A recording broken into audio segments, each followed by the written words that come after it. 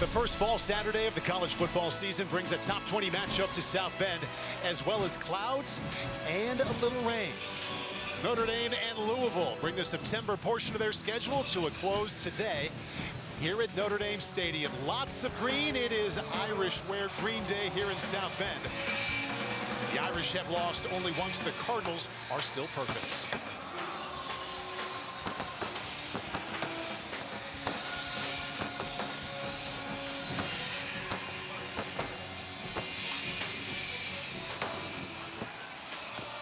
Louisville arrives in South Bend for the third time ever, but for the very first time as the higher-ranked opponent in this matchup. They have yet to lose to this season. Marcus Freeman and the Irish make the jump from the MAC last weekend to the ACC today.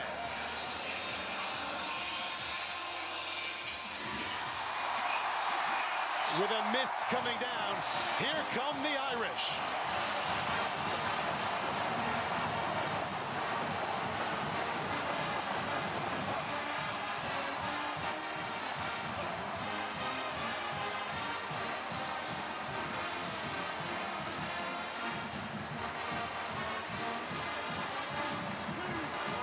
Side, Louisville comes in with wins over Austin Peay, Jacksonville State, and Georgia Tech.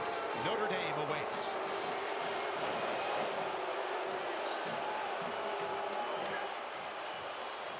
Zora Stevenson with Notre Dame head coach Marcus Freeman. Coach, you said your guys came into this week motivated. What did your team show you that they're ready?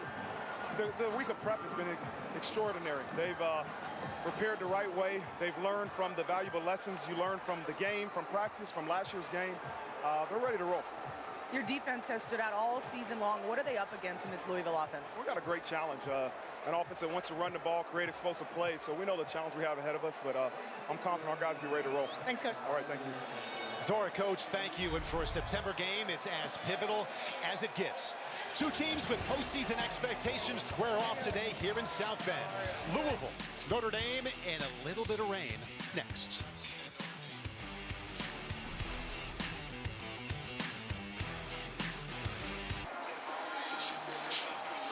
Rain started to fall within the last 15 minutes here in South Bend. The clouds have been with us since early yesterday. Mild temperatures. We don't expect weather in terms of lightning to come in. Could be wet throughout the day on Irish wear green afternoon.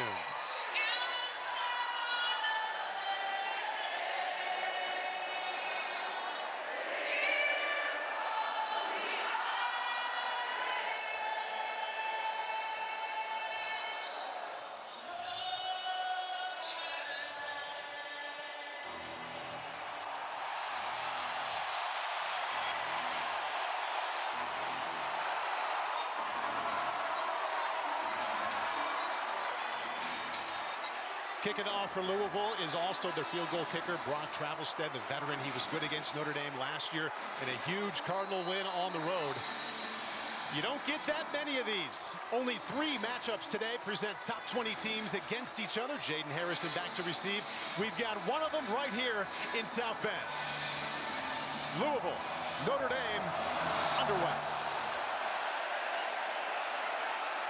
From the 10 across the 15 and out to the 23. Fumble! Notre Dame fumbled the opening kickoff. Aeneas Williams, the freshman, put it on the turf, and Louisville has it. Devin Ford fumbled for Notre Dame for the second game in a row. Notre Dame turns it over on special teams early. Hey, Paul, one of the big emphases for Notre Dame in this ball game is to start fast. Obviously, you can't start much slower than this. There was a turnover last week in the kicking game, and here's another one. Now Louisville is knocking on the door at the 24-yard line. Wow, what a start. It was a muff punt last week against Miami, Ohio that they recovered. Now it's a fumble on the kickoff. And just like that, Marcus Freeman was once a defensive coordinator here in South Bend, and his defense up against it right now. Louisville takes over 1st and 10 on the Irish 24. Special teams issues continue now. Field goals, punts, and now kickoff. Louisville's first play. Chuck on the toss, sweep. little bit of rumor on the right side for the true freshman, Isaac Brown. Starting lineups for the Louisville offense delivered by Papa John's. This is a pass-first offense. They average over 300 yards per game. Jason, they have a clear top target in former Alabama wideout, Ja'Cory Brooks. Yeah, Ja'Cory is a dynamic player for Louisville, but we saw it on the first play of the game. They're going to use a lot of different personnel in this game. They had a true fullback in there in I formation. This time, as a penalty comes out, they had 12 in the huddle. Looks like they're going to be in a 3 wide receiver set. Referee today, Mike Roshan at ACC Crew. Substitution infraction in the offense, breaking the huddle with 12 players. 5-yard penalty, second down. Jeff Brom, head coach for Louisville, uniquely qualified to coach there. Born in Louisville, raised there, played quarterback for the Cardinals. Second season now as the head coach. Uncharacteristic start for Louisville. They typically start fast and have that substitution problem early on here. Get them behind the chains a little bit.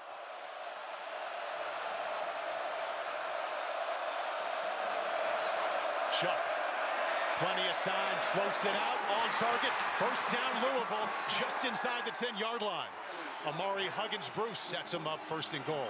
Interesting story for Louisville quarterback Tyler Shuck. He turns 25 years old today, 7th year of college football, 3 years at Oregon, 3 at Texas Tech, using his final season to play for Jeff Brom at Louisville. Yeah, when you think about the COVID year in 2020, and then he had 3 different injuries during his time at Texas Tech. That's the reason for the 7th year. I know Jeff Brom's happy to have him as his quarterback. The first year of college football was all the way back in 2018. First and goal. Chuck, play action and on the move. Wants to throw back, has an open man. Touchdown Louisville. Isaac Brown, the true freshman from Miami, on a 10-yard hookup with Tyler Shuck. Wow, what a start for Louisville here. They get the big takeaway on the kickoff. Let's just take a peek and see if Isaac was able to make this catch. Called a touchdown on the field. I don't see anything there that would cause the officials to overturn that one. Yeah, they're all watching. You see on the Louisville sideline, they're looking up at the big screen. And yes, that was a touchdown. Jeff Brom told us this week, the running back we have to get the ball more to. We play 4 of them. Is number 25, Isaac Brown, and he shows up early. Brock Travelstead. Extra point is up and in. And the start could not have been any worse for Marcus Freeman and the 3-1 Fighting Irish. Devin Ford fumbled the opening kickoff. Louisville recovered on his birthday. Tyler Shuck finds the true freshman Isaac Brown. Louisville already up 7-0. Notre Dame football is brought to you by Allstate. You're in good hands. And by Jersey Mike Subs. Be a sub above.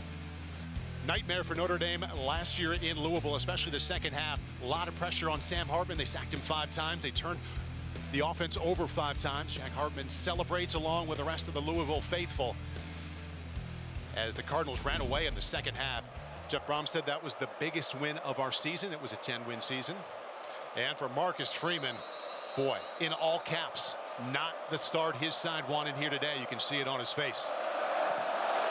Irish will get a second chance here at bringing it back. Jaden Harrison from half a yard deep will take a knee.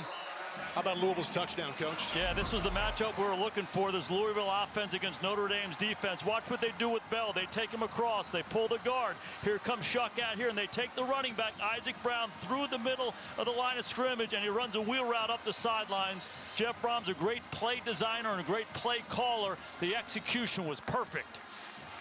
Jeff Brom told us during the week that my quarterback, Tyler Shuck, decent arm, but not great. He really places the ball well downfield to the chagrin of the Irish fans. Good touch there, well-designed play. And just like that, Louisville is up 7-0. Shuck, 9 touchdowns, 0 interceptions so far this season. Really playing at a high level. 4th-ranked quarterback in QB efficiency in the nation so far. Riley Leonard's first chance here. Jeremiah Love to his left. Right to the air. Jordan Faison with a chance. Wrapped up right away and gets out to the 29-yard line. Notre Dame starting lineups on offense delivered by Papa John's. This is the 3rd different group because of injuries they've had to use on the offensive line. It's a young unit. However, 2nd consecutive week, they've all started together. General thought with the Notre Dame offense, excited about what they can do with the run game. A lot of people wondering about where the pass game may go. Riley Leonard with a nice hole in the quarterback draw. First down for Notre Dame comes, no surprise, from Riley Leonard's legs, and a gain of 9. Yeah, the most consistent part of Notre Dame's offense has been quarterback run. This is quarterback counter. They put number 13, Riley Leonard, in behind the guard, in behind the halfback. A great lane up front. This Notre Dame offensive line coming off the ball and winning the line of scrimmage. A good run early for Leonard. First time in his career he has 4 consecutive games with double-digit carries. Gives him the first there.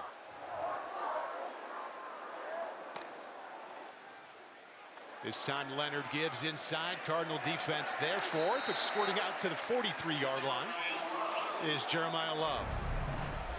So Riley Leonard earned a reputation as a dual-threat quarterback in his 3 years at Duke, now running the ball better than he ever has, coming off back-to-back 100-yard games, Jason, for the first time in his career. And he can be a dominant player in this game just because of his ability to run. They have an excellent running back tandem in Price and Love, and you add Leonard to that, it puts pressure on the defense every time the ball is snapped.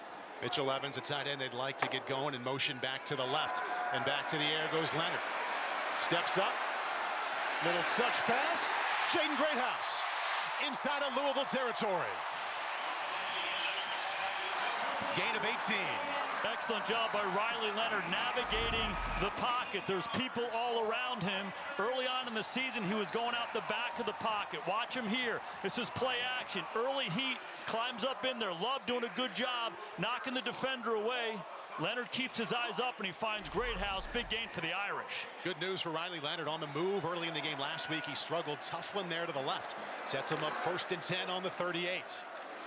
Another inside give. Nice cut by Love. And he's down to the 28-yard line near another first down. He'll be just shy. TJ Quinn, the linebacker, with a stop. Run the football. Play to your strengths. They got to defend this guy. Now they got to defend this guy. It's a three-headed monster for Notre Dame. Excellent job by Anthony Knapp coming off. There's a double team at the point of attack, and then he comes off to the second level. Good patience by Love, waiting in behind it, letting it develop. Another big gain on the ground for Notre Dame. Second down, less than a yard. Leonard out of the backfield. Love tries to cut it back, and he's wrapped up. He lost yardage that time to set up 3rd down and short. Take a look at the Louisville defense. Remember what they did to Notre Dame last year, really just wrecked the offense in that second half.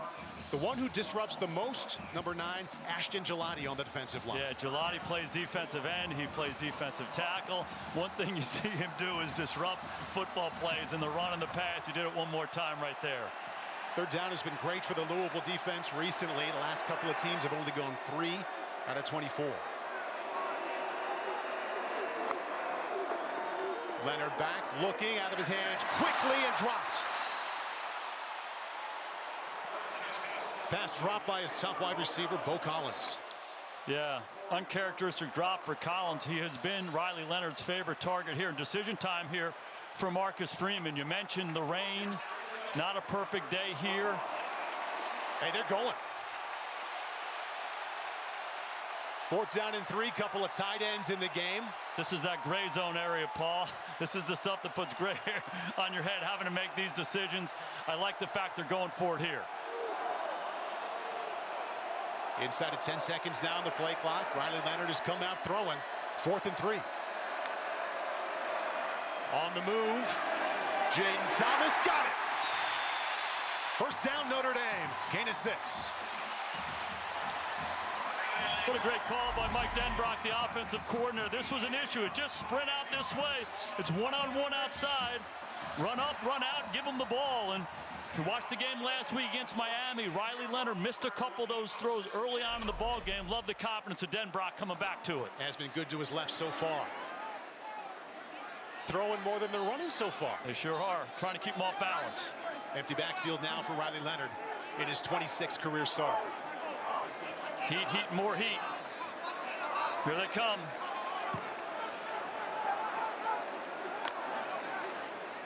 Now he's moving to his right to the far sideline. Greathouse again. His second catch picks up 4 yards. Really like what they're doing, moving the pocket. And again, it was an issue last week.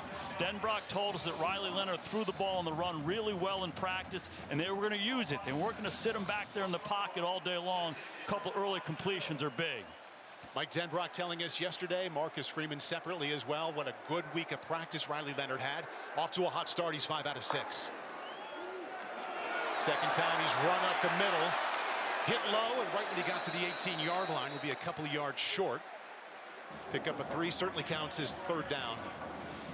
And manageable. Jeff Brom, one of his main messages to us, first of all, Jason, he said, my #1 concern, Riley Leonard's legs. #2, we have not done well against running quarterbacks. Yeah, no doubt. They've had issues all year long, and they came in. Big question for Denbrock is how are they going to defend the quarterback run? They're the numbers against Jacksonville State and Georgia Tech. Nobody runs the ball better than Riley Leonard does from that quarterback position. You can see it's an emphasis for the Cardinals. Quarterback certainly on the call sheet of possibilities here on 3rd down and 2. And there it is, right back up the middle. First down Notre Dame, and then some.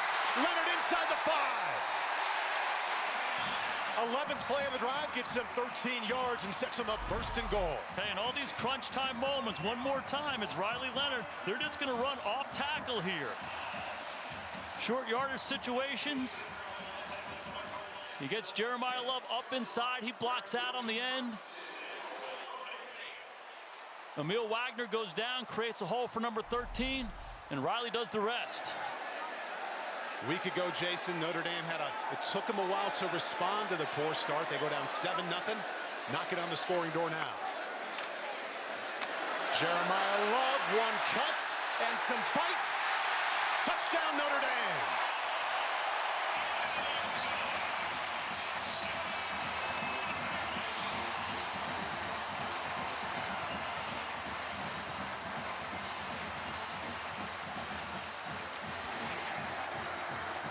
You said it, that's the word right there. It's fight. Just watch these guys up front knock the white shirts off the football. They have to deal with the quarterback run. Now just hand it to your best runner, Jeremiah Love. The movement by the offensive line, Rocco Spindler, the right guard, creating some space. Pat Coogan inside. Whenever you take the defensive lineman in the end zone, in the low red zone, that's a good thing for your running back. Great response by the Irish. Marcus Freeman has the same look on his face as when they fumbled the opening kickoff. You know, he feels a little better on the inside. Extra point ties it at 7. He watches his offense respond in a big way. Jeremiah Love told us yesterday, I avoid contact if I can, but I can run through it if I have to. Ran through it into the end zone, and we're all tied in South Bend.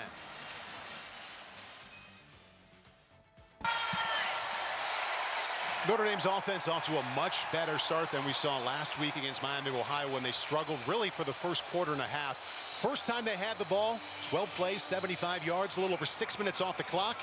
Riley Leonard was very good on the drive through the air and with his legs, Jason, and Jeremiah Love caps it off. If we heard it once this week, we heard it 100 times. We have to start fast. We have to start fast. They turn the ball over on the opening kickoff. The defense can't respond in sudden change situation, but the offense, probably the unit that's been struggling the most on this team early on in ball games, responded with a big drive, and I love the mix by Denbrock. They ran it, they threw it, they moved the quarterback, they got different people involved. What a response. We just saw the smile from Marcus Freeman for the first time today, Jason. What an emotional roller coaster September has been, and really this game already, too. It's been incredible for them. They go down to A&M in week 1 and get a tremendous win in College Station, but then they come back with a loss at Northern Illinois. Then they blow Purdue right out of the stadium. Then it's a little bit of a struggle last week, so it certainly has been a roller coaster. They need to settle down and play their best today. Louisville's got to get on that and bring it out. And they won't make it out to the 10. They fumble. Ball's on the ground. Scramble for it.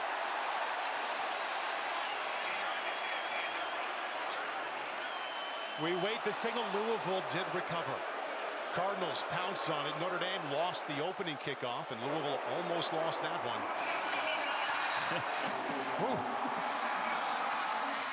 The best teams do the big, basic, fundamental things better than everybody else. And the most fundamental thing in football is to take care of the football. Does the right thing to bring it back out after he fumbles. Didn't see who had it. I think it was Drake Bone getting that left hand in. Textbook. Pulling that ball out. It's why you sprint to the football on both sides. You never know what's going to happen. Big break for Louisville to maintain possession. That's what can happen with a true freshman running back. He had the touchdown moments ago and then just had the fumble. Tyler Shuck keeps it himself. No, he didn't. Yes, he did. He keeps it himself, and he's still rolling. Tyler Shuck inside of Notre Dame territory, fumbled the ball, fumbled at the end, and Notre Dame has it. Leonard Moore, the true freshman, at cornerback, makes the play. Talk about a roller coaster. Notre Dame thought it was a tackle for a loss. So did I. Shuck keeps it 40 yards down the field, and there he is, the freshman, Leonard Moore, getting an opportunity to get more involved here, and they love this guy. A true freshman coming in, the poise enough to knock the ball out. Xavier Watts making the tackle. Here comes Moore, the second guy in. Everybody sprinting to the ball. Jaden Osbury recovers. Irish back in business. Leonard Moore getting time because Jaden Mickey, who had been the third corner for Notre Dame, decided to enter in the transfer portal earlier this week. Leonard Moore showing up right away. That was the first turnover of the season here in Game 4 for Louisville. Jadarian Price now the tailback for the Notre Dame offense. Second time they've had the ball. First time they took it all the way down and ended it with a Jeremiah Love touchdown run.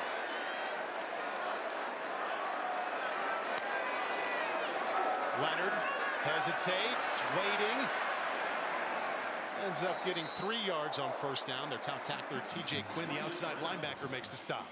And that's one of the challenges for Notre Dame. You're going to see a variety of looks from Jeff Brom, the head coach, and the defensive coordinator, Ron English. A lot of guys around the line of scrimmage. I love the patience by Riley Leonard on that one, letting the play develop and getting a positive play. But every time they come to the line of scrimmage, English has to be concerned with number 13 running the football.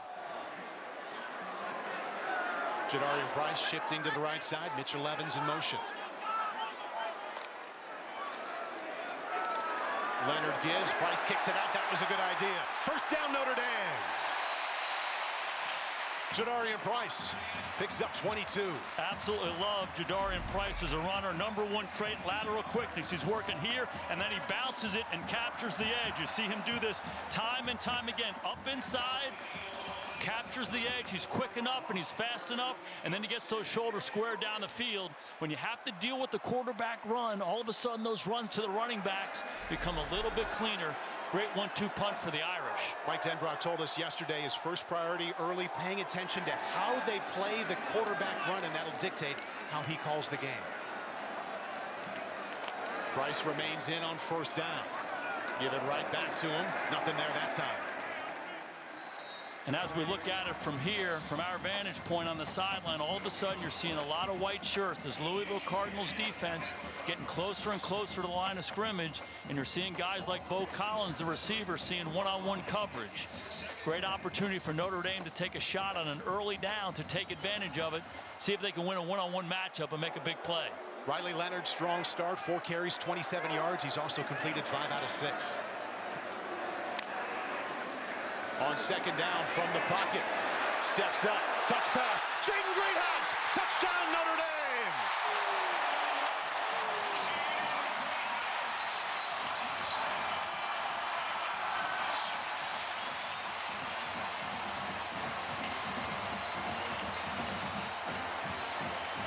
Hey, put this thing on a clinic reel. This is what we call triple seam. All goes special. You're watching this guy right here. One guy goes there. One guy goes up the seam, down here. Occupy him on the backside. If you play single high defense, one guy in the middle of the field, you have to defend the seams. Love how Greathouse goes inside, and then he recaptures his width. Riley Leonard, excellent with his eyes. Greathouse through the middle of the defense. Big time call by Denbrock. Again, excellent execution. Excellent job by the offensive line, starting together as a group for the second consecutive week. Extra point is up and in. Built a perfect pocket for Riley Leonard. Who said Riley Leonard was struggling? He is already 6 out of 7. Perfect pocket, touch pass on the money to Jaden Greathouse. Notre Dame leads 14-7.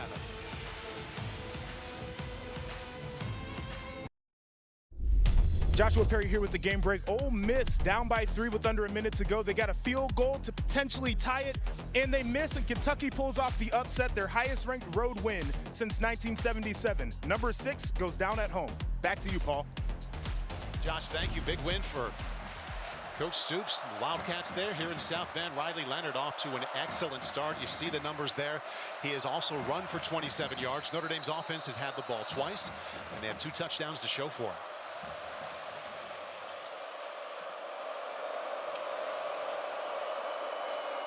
Jeremiah Love with the first touchdown. Jaden Greathouse with the second. Inside of 5 minutes here in South Bend, the Irish lead by 7.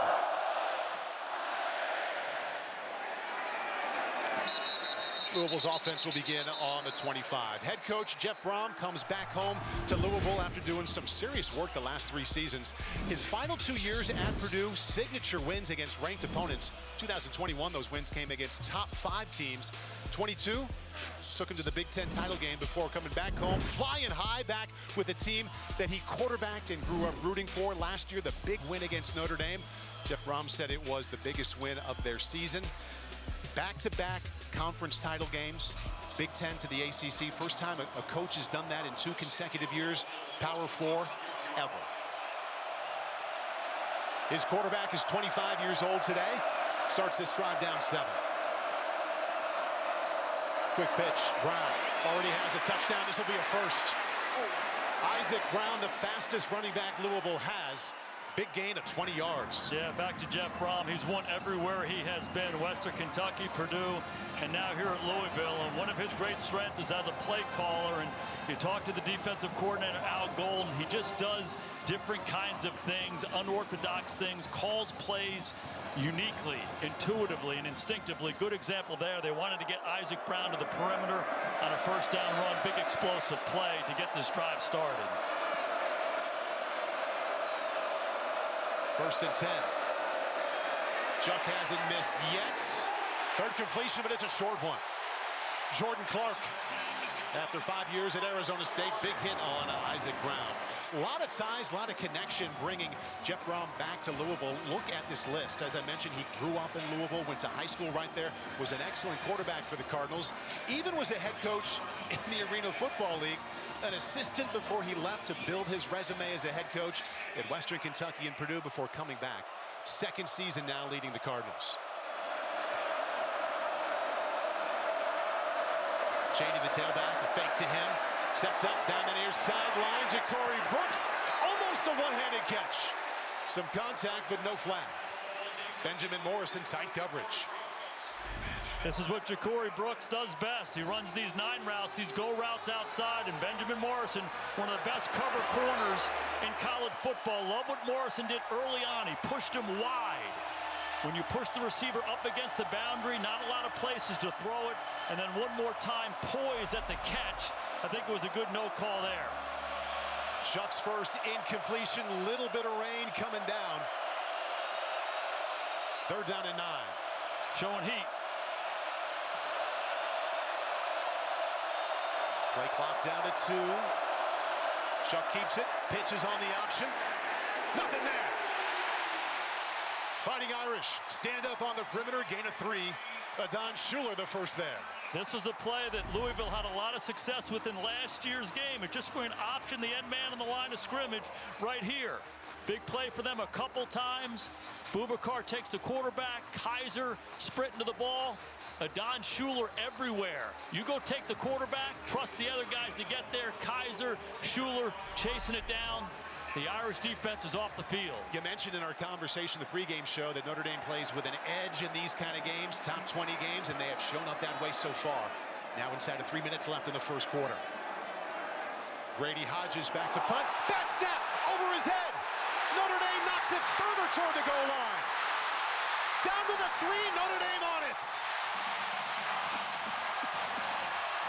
Fighting Irish will have first and goal inside the 5. You don't think special teams is important? The biggest plays of this ball game, it's really just a bad snap. Rifle back high over Hodges' head. He really has no chance to make this play. Love the aggressiveness. It's Faison first, getting there. Notre Dame knocking on the door inside the 5-yard line. Kennedy Urlacher. Defense will take the result of the play. First down, Notre Dame. That's Jordan Faison, who plays lacrosse in the spring at a high level, celebrating with his lacrosse teammates in the end zone. They'll be honored for the national championship in between the first and second quarter. So Faison knocked the ball further back. Kennedy Urlacher recovered. And Notre Dame, they've scored both times they've had the ball. First and goal to 4. Yeah, and Urlacher got a chance to play in the second half of the Purdue game and showed up everywhere. And you see that quickness and explosiveness and playmaking ability to finish it. And if you're Louisville's defense right here, get ready for number 13. Quarterback zone read is coming, I guarantee you. Jeremiah Love is to his right.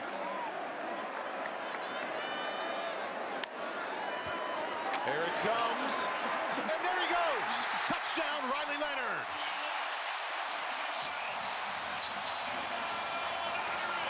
And why not? If you're Mike Denbrock, just call it again and again and again. They are so good running the ball with the quarterback down in here close. This time, Love's the lead blocker. One more time to Riley Leonard. Pull the backside guard Spindler. Create movement. Excellent job by Eli Raridan.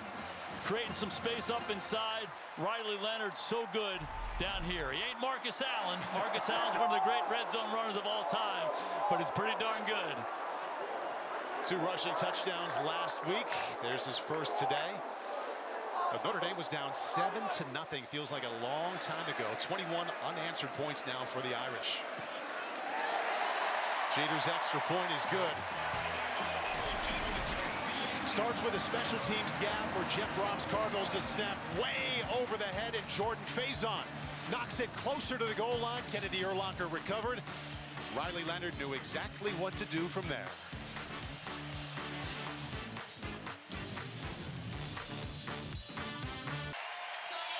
Get ready to put up a fight. Here Come the Irish is a 7-episode Peacock original docuseries that follows the Fighting Irish as they make their way through this 2024 college football season. Stream the first 2 episodes now, only on Peacock. Irish wearing green there, and these highlights are these pictures. Joe Montana, legendary game against USC. They came out and won that one. Notre Dame wears the green one time a season. It worked very well last year against USC and looking pretty good today on an Irish rare green afternoon.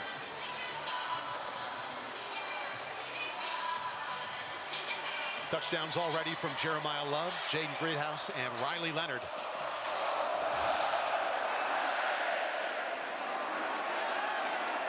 On the 1-yard line, the freshman Isaac Brown sees the edge, goes down at the 17-yard line. Hey, since Knute Rockne was the coach here, there's no statistic that correlates more to winning than the ball. The ball, the ball, the ball, and that's been the issue early on. Notre Dame fumbles the opening kickoff. Louisville fumbles their kickoff. Shuck gets the ball knocked out. And one more time, the ball goes over the Louisville punter Hodges' head. The ball, the ball, the ball has been the difference. Notre Dame has taken advantage. The big reason why they're up 2 scores early on in this game. They were -4 in the turnover game in the loss at Louisville last year, +1 right now. Tyler Shuck hands off, nothing there. Fighting Irish in the backfield, Boubacar Traore. Talk about a guy taking advantage of an opportunity. Jordan Botelho was having a great year, season-ending injury. This is Traore on the backside. They try to run a counter play away. They pull a guard, they pull a tackle. Here comes Traore chasing it down from behind. He's big, he's long, he's fast, and he plays with a relentless spirit. First start last week. How about this? Couple of sacks, forced fumble, 5 tackles. Leads all freshmen in sacks with 3. Something else. Second down, 11. Near sideline, Ja'Cory Brooks has it. Snuck behind Benjamin Morrison there for a big gain. And that's their top wideout, 27 yards. Morrison was so good on the previous go route, not this time. Brooks beats him at the line of scrimmage. He beats him early. Gets down the field. Shuck sees it and gives him the football. It's going to be a great matchup. Morrison against Brooks into the boundary and press man-to-man coverage with no help. Brooks won that time. See if that'll stop the bleeding a little bit for Louisville. They at 1 point led 7-0. Up the middle. Howard crossed there to make the stop. We met with Howard yesterday. He was not in a good mood. Said, well, there's Boubacar Traore right there. And grabbing the left knee.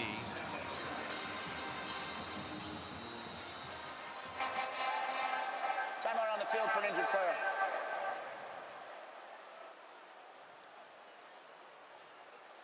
Take a look at the play. Boubacar Traore just made the play in the backfield, and he's the injured Fighting Irish defensive player down. Coming in from the backside, number 5. We'll be back to South Bend right after this.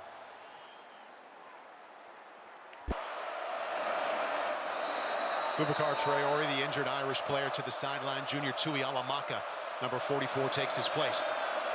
2nd down 6. Toss sweep to the left side. Notre Dame there. Good cutback. And a 1st down for Louisville. Isaac Brown. Jack Kaiser makes the tackle. So for the Notre Dame front 7, they already had Jordan Botelho out. He was the intended starter and playing very well. Boubacar Traore takes his place. This was his 2nd start today. Now he goes to the sideline.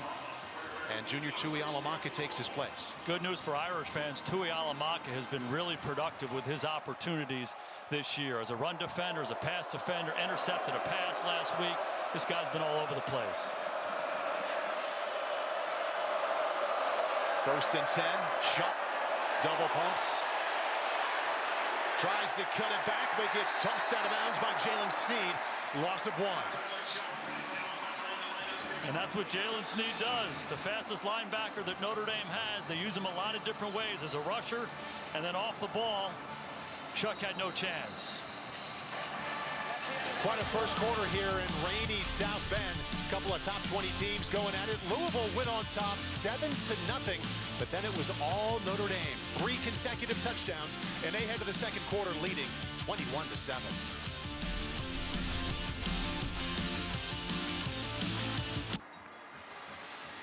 For now, the rain has stopped in South Bend, and Notre Dame fans hope the scoring continues. The Irish head to the 2nd quarter, leading 21-7. Welcome to the broadcast booth, Paul Burmeister, alongside the head coach, Jason Garrett. And a September pattern continued here in South Bend a little while ago with the Fighting Irish going down early. This time, though, they had a much different response. Yeah, such an emphasis for every coach to start fast. You got to start fast. But more important than that is the word you just used. You got to respond. It's a 60-minute game, particularly when you're playing a team like Louisville. Can you get to the next play? Can you pick each other up? And the thing that Marcus Freeman has to feel good about is that response of this team. And this Notre Dame offense, certainly their best performance so far this season, mixing the run and the pass. They got Louisville on their heels. Hey, Jason, I know they feel awfully good about what Riley Leonard has done. 6 out of 7 already and a touchdown run. He watches now to see if the defense can get him the ball back. 2nd down 11, first play of the 2nd quarter. They try it up the middle. They get across the 45. And not by much. That's Duke Watson, another true freshman running back, and Riley Mills made the stop. Something that's really interesting with this Louisville offense, different than most college offenses, they use a lot of different personnel. And they're going to show you a lot of different looks. They deal with motion, you deal with pulling guards, you deal with inside runs and outside runs and hard play action passes from different personnel groupings. So every time Notre Dame comes to the line of scrimmage, they're dealing with something different. Brown's constantly putting pressure on you. Favorable 3rd down here for Notre Dame defensive coordinator Al Golden. 3rd down and 8. Here comes the blitz. They got there. He threw it away. Incomplete. Incomplete pass just inside the 35. Adon Schuler had the tight coverage on the tight end, Mark Redmond. Heat, and more heat. That's what Al Golden does. You see Schuler right here. It's a blitz right down the middle, and they're going to be locked up in man-to-man coverage behind it. Love the aggressiveness of Schuler. He's a free rusher. Shuck has no chance. When you play against Al Golden, sit on the fastball. The fastball is pressure and man-to-man coverage. React to everything else. Excellent job getting off the field. Top 10 points and yards a year ago. Most players back. Top 10 in points once again. Punt is away. Max Hurlman for Notre Dame. Fair catch. Diving fair catch. No flag yet for contact. And that play will stand.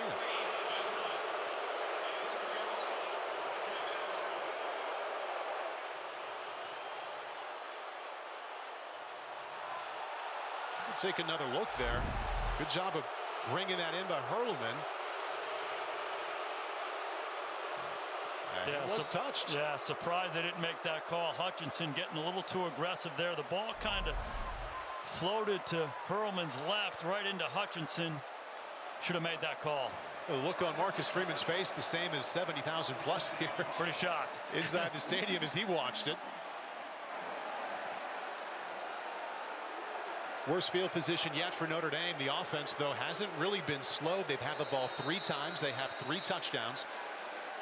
They start this from the 7-yard line. Riley Leonard has missed only 1 time so far.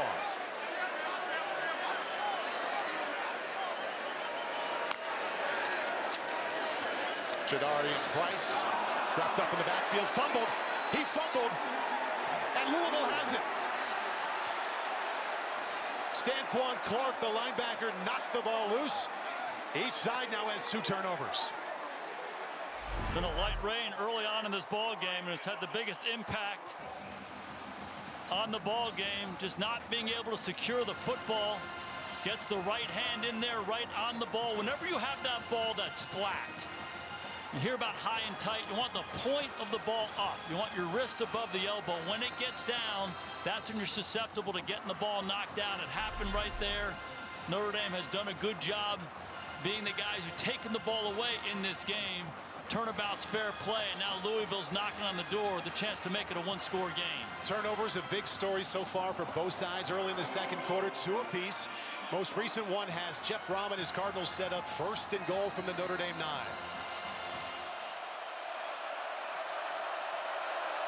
Tyler Shuck starts this drive 4 out of 6 for 53 yards.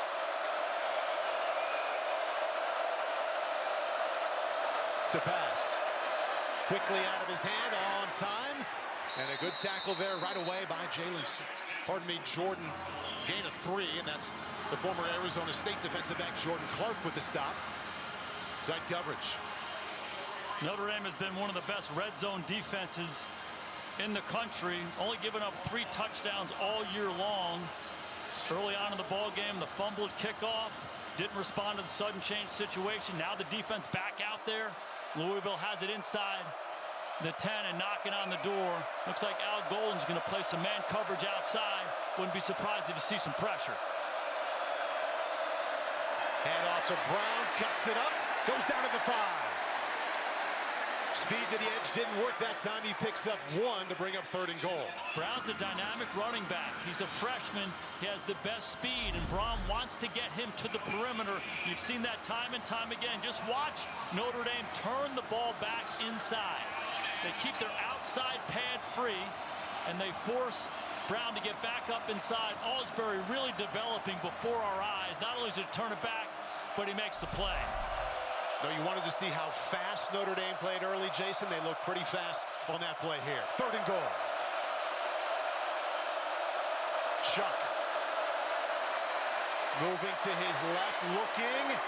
Back across the middle. Touchdown Louisville. Ja'Cory Brooks. What a snag. 5-yard score. What a throw. Chuck is buying some time here. Climbs up into the pocket, then he has to move left. We've seen him do this a number of times today, and watch him drop it down. Little Kent to Colby with a guy right in his face. Talk about looking down the gun barrel. Bowen right in his face. He flips it high and firm on the back line as you're falling down and taking a shot to your chest. What a throw, what a catch. Drake Browen said, happy 25th birthday here, Tyler. I got this for you. What a sling there to the back of the end zone. One half, Jason, ill-advised. That gets picked sometimes. When you get away with it, it's a pat on the back. He's a smart football player. If you throw the ball high and firm on the back line, that usually cures a lot of your ills, but that's not easy to do with number 34 Going on the field is a touchdown. Previous plays under further review for potential targeting. Okay, so that's Drake Bowen who took the big shot on the quarterback Tyler Shuck. We'll take a look at that and come back to South Bend right after this with Notre Dame up by 8.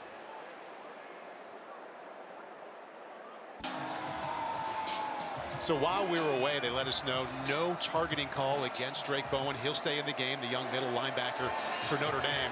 Meanwhile, Tyler Shuck, second touchdown pass of the afternoon, was his best back of the end zone. A strike to his top target, Ja'Cory Brooks. And Louisville now an extra point away from making it a 7-point deficit. Brock Travelstead, the veteran, 3 field goals in the 4th quarter against Notre Dame last year. And he's 2 for 2 extra points. Let's take another look now. Brooks had the touchdown catch, but our rules analyst today is Reggie Smith. Reggie, what'd you see here on the potential for targeting against Bowen? Well, as number 34 came in, he comes in with a head up and does not attack. And while there may be some contact with the crown of his helmet, he does not attack. The quarterback in a passing posture is defenseless, and so they're taking a look at the crown. However, what you want to see more of is a lowering and then an upward thrust or some form of attack against the quarterback. I don't feel all of those components could have been confirmed. I think it was good to stay off of targeting. His head allowed to come down there just a little bit. Shuck taller than him, so that helmet came up under the chin. Reg, you know way better than I do on that, so I'll let you take care of that. But we just saw 5 angles of one of the best throws I've seen all year long in college football. This is ridiculous by Shuck. Moving left, he drops the thing down. Bowen's bearing down on him. He just flicks it. I mean, it's an incredible throw. Big time throw in a big moment with a spiral, too, and the extension on the other side by Brooks. Wow. Now has 10 touchdowns and no interceptions this year. From the 1-yard line, Jaden Harrison hesitates and makes it out to the 27-yard line.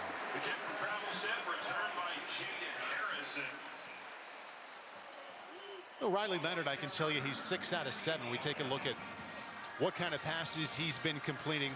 A little bit of mix there, Jason, behind the line of scrimmage, some short passes and just a little bit downfield. Well, that hasn't been the case all year long. His efficiency from behind the line of scrimmage in 0-10 actually has been pretty decent coming into this game. They have not completed many balls down the field. Not a lot of explosives and not very efficient. Not the case today. And this is when Notre Dame's at their best. Run it with number 4. Run it with number 24. Run it with 13. And then all those throws down the field, they start to open up. If they run it to a back this time, Jason, it's Love on 1st and 10. Leonard, double pump, keeps it in big-time trouble and couldn't get away. Avoided the sack, but picks up 1 yard. And Riley Leonard stays down. Tramel Logan there first. Steve Angeli warms up.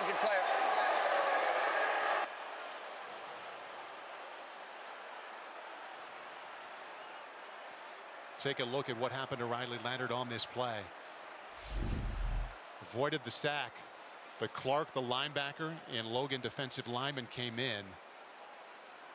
And it was right there. Jared Dawson fell on him, and Riley Leonard remains down. Moments ago, Riley Leonard walked off the field under his own power, smiled a couple of times. He was down injured after this play right here. Watch big number 93, 305-pound lineman Jared Dawson comes in late and lands on him. Riley said, oh, a little bit better now. But he has to stay out for at least 1 play, so Steve Angeli in, good amount of experience, played in 9 games since the start of last year. Comes in on 2nd down 8. And he gives off inside. Nothing going just across the 30-yard line. We'll see if Leonard comes in, helmet on. Been in that situation a few times in my life as a backup quarterback, and all you're thinking about is make sure you get the snap. Catch the ball, hand it off. Good call by Denbrock in this situation, making it 3rd manageable. And Riley back in it, and I would anticipate some man-to-man coverage and some pressure. Look like a guy for Louisville is down. Timeout on the field for an injured player to the defense. It's their main man, a linebacker, TJ Quinn, top tackler this season, had 10 against Notre Dame a year ago. Hopefully he can stand up and walk off under his own power as well. Let's take a look at our players on the rise, brought to you by Hyundai. Jeremiah Love, Jadarian Price, both averaging over 7 yards per carry this season, Jason. But I see a first, and I look and say, okay, what are they leading the nation in? Yards after contact, pretty good for a duo. No question. They're like thunder and lightning. Price, more of an inside runner, kind of a slasher. Jeremiah Love, a 10-500 guy in high school, has got tremendous juice and quickness. And you add Riley Leonard to that mix, it's a 1-2-3 punch that's really hard on a defense. And it's a young offensive line at Notre Dame. And being able to run the football with 2 legit backs and a quarterback certainly helps them in their transition. Let's go to the sideline and check in with Zora. Well, we've seen a lot of different running backs featured in this game so far. Every night, the group heads over to their position coach, Dylan McCullough's house, for haircuts and pizza. Coach McCullough said, of course, winning games is the goal, but Thursday nights and bonding with the guys are things he looks forward to the most. Running back Jadarian Price told me the relationships that this unit has is what makes them special. See if they get the call here. If they do, it'll be Aeneas Williams on 3rd down and 6, the true freshman. Showing pressure. Here they come. Leonard gets rid of it. A little bit too much. 2 flags come in. Overshot the intended receiver, Jaden Harrison, but they'll get the call against the Louisville defense. Antonio Watts, the linebacker.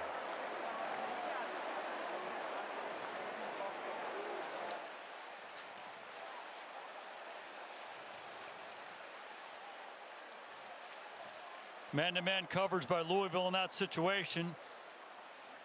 Harrison comes down into a stack. There are 2 fouls on the play, both on the defense.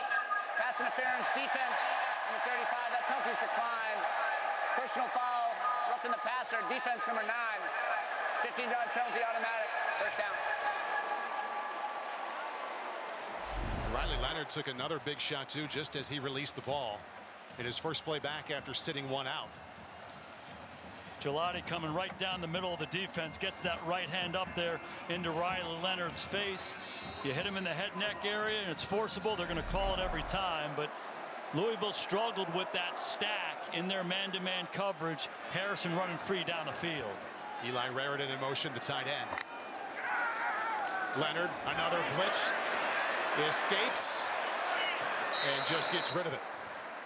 Louisville's defense known for being aggressive, a lot of different kind of blitzes. Back for a 2nd consecutive year as the defensive coordinator for Jeff Brom is Ron English. Played safety himself at Cal in the late 80s, was one time a head coach at Eastern Michigan.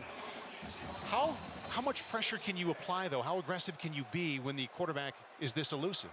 It's a different Notre Dame offense than it was last year when they played Sam Hartman in the game at Louisville. The fact that Riley Leonard can run the ball so much can neutralize the schemes that English tries to employ throughout this ball game. Empty backfield now for Leonard, 2nd and 10. They bring 5 quickly out of his hands, and another drop from Bo Collins. As I say that, they bring heat, and more heat.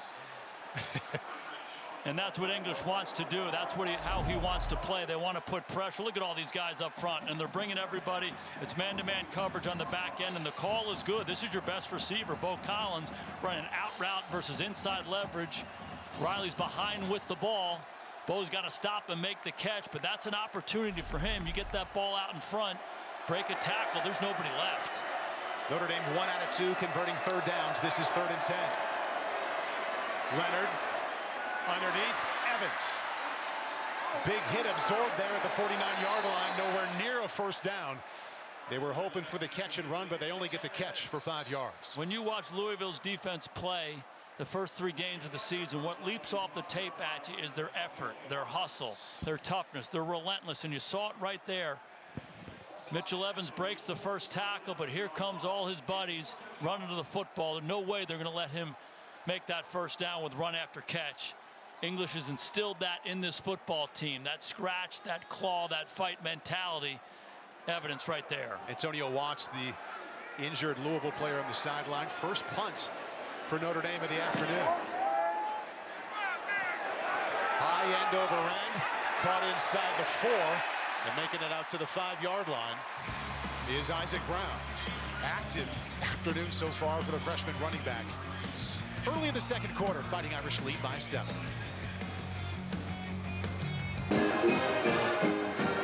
We've got a quick injury update for you all. Defensive lineman Boubacar Traore is out for the rest of this game. We saw him holding his left knee after this play late in the 1st quarter. He walked off the field, was in the medical tent for a few minutes, and then returned to the sidelines with ice and a wrapped left knee.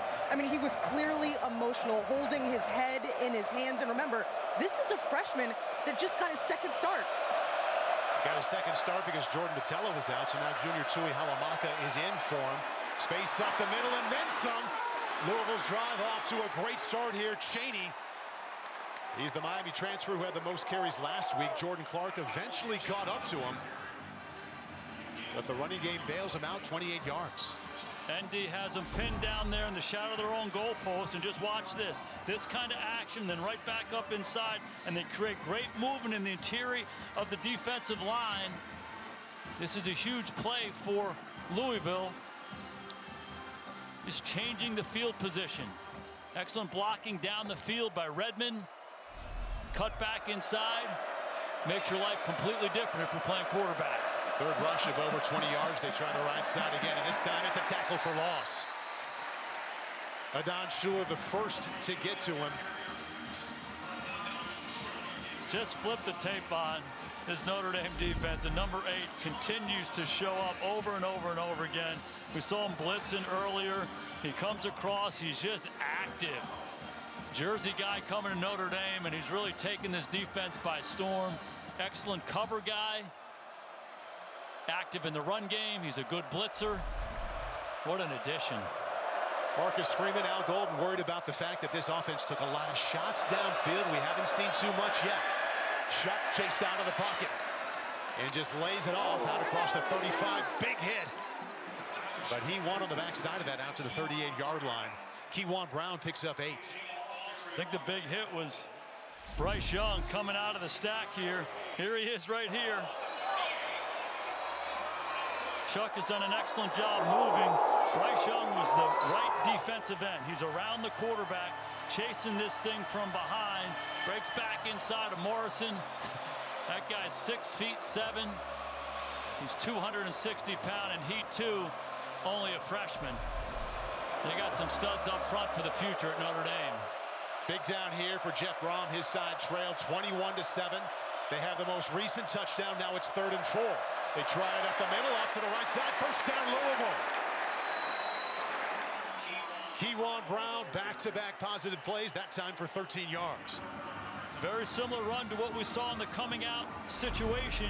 Whenever you slide these guys across, sometimes that can be eye candy and can impact your linebackers and how they fit in the run game. Got to be impressed with this Louisville offensive line controlling that defensive front in Notre Dame. Had a couple of running backs off to the NFL last season. Now it's running back by committee. On first down, Shuck again chased from the pocket. Firing to the sideline. Boy, that's another fastball on the move to the 46-yard line, gain of 5 to Chris Bell. So Louisville has those 2 touchdowns, but they need a turnover in a short field to get both of them. TD drive of 24 yards to start the game, then of only 9. When they didn't get the short field, they haven't done anything with the ball until this drive.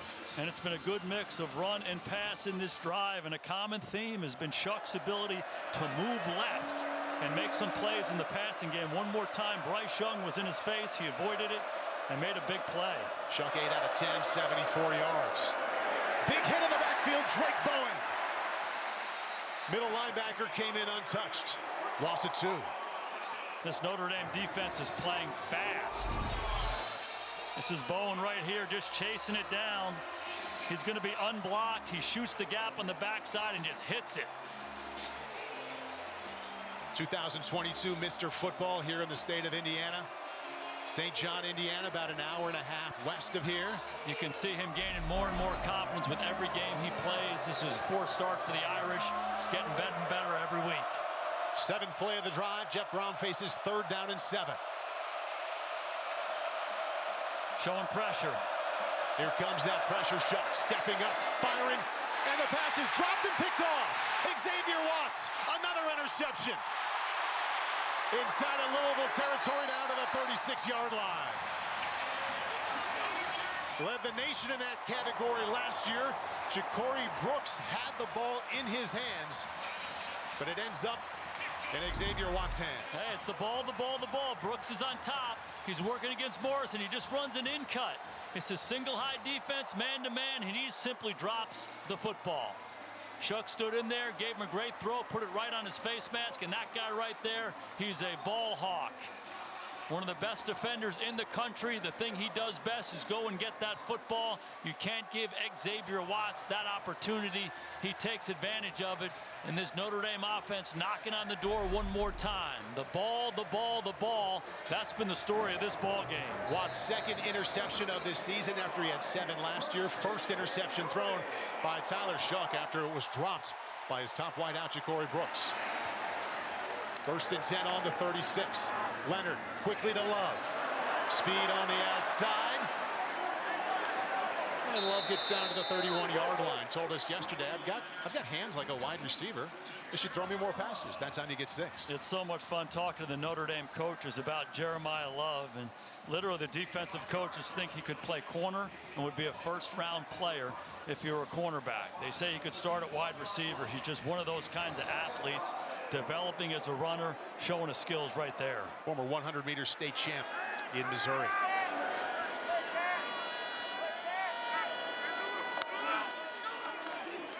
Second down 5, the jump cut. And a strong finish out near a first down. It'll come down to the mark. Picks up 5 yards. Stanquan Clark, middle linebacker, with the stop. And this is when Notre Dame is at their best. And Riley Leonard's in the gun. There's a threat of quarterback run, and then you hand the ball off to that guy. And you said it, the jump cut, the quickness.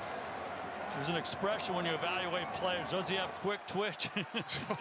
He's got some quick twitch now. It's coming out of his ears. And he's young. He's getting better and better. Notre Dame's only converted 1 time on 3rd down, but this is 3rd down in less than a yard. 4-down territory for Marcus Freeman, no doubt. Play clock down to 3. Gives to Love. Wrapped up in the backfield. Big loss there. Desmond Tell, defensive tackle, was the first there. I might have spoken too quickly there. The assumption is that you're going to, in 3rd and 1, you're going to at least make a little something. But when you go -3, all of a sudden that changes the situation right here. And there's Tell right in the middle. It's a double team at the point of attack, and he just splits it. We talked about the relentless nature of this Louisville defense. A lot of guys sprinting to the football. Love couldn't get out of it. Love a little gimpy coming off, and he goes right into the tents. 48-yard field goal attempt by Mitch Jeter. In his career, he's made 7 out of 8 from this range. And that one is right down the middle. Season-long 48-yard field goal for Jeter.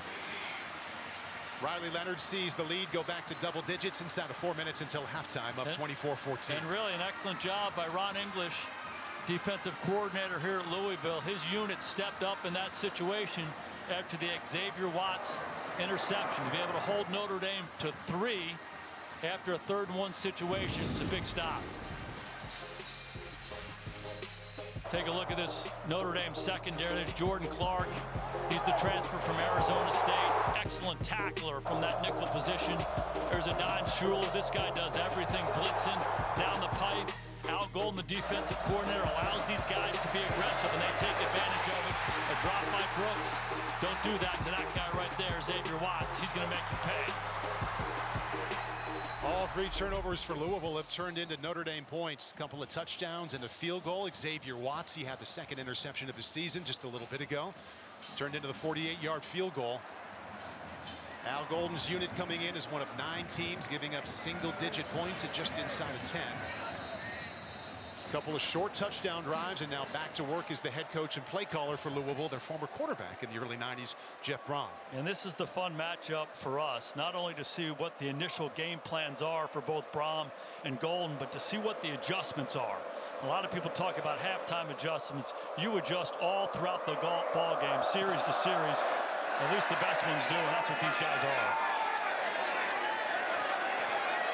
We'll come out to the 25-yard line. Thinking about adjustments, what are some adjustments that you'd like to see Jeff Brom make here for this drive? The biggest thing for Louisville is to take care of the football. They're just killing themselves. They're not giving themselves an opportunity to continue these drives. They had some success. Shuck's movement has been a pleasant surprise for them. When he's gotten pressured, he's been able to move to his left and make some plays. They have to continue to stay balanced. And the thing that I liked about them coming into this game was the use of personnel. They'd play with a true fullback. Then they'd go to to, no backs and no tight ends and 5 wide receivers in the game. They need to put that kind of mental pressure back on this Notre Dame defense. See how quickly they come back to their top wide out. Ja'Cory Brooks, he wears number 1 after he had that drop on the last drive that turned into the pick.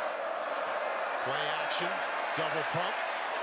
Come back here, a little bit of inaccuracy leads to the short gain. They pick up 3 on first down. That's Isaac Brown with the catch. But it's a good positive play by Shuck to be able to move through his progression and define Brown, just to put some pressure on this Notre Dame defense. And again, they're staying in the same personnel, a little uncharacteristic for them. They must like the matchup outside. Notre Dame, except for a couple of those sudden change situations where Louisville had the ball in the red zone, they've been pretty stout all day long.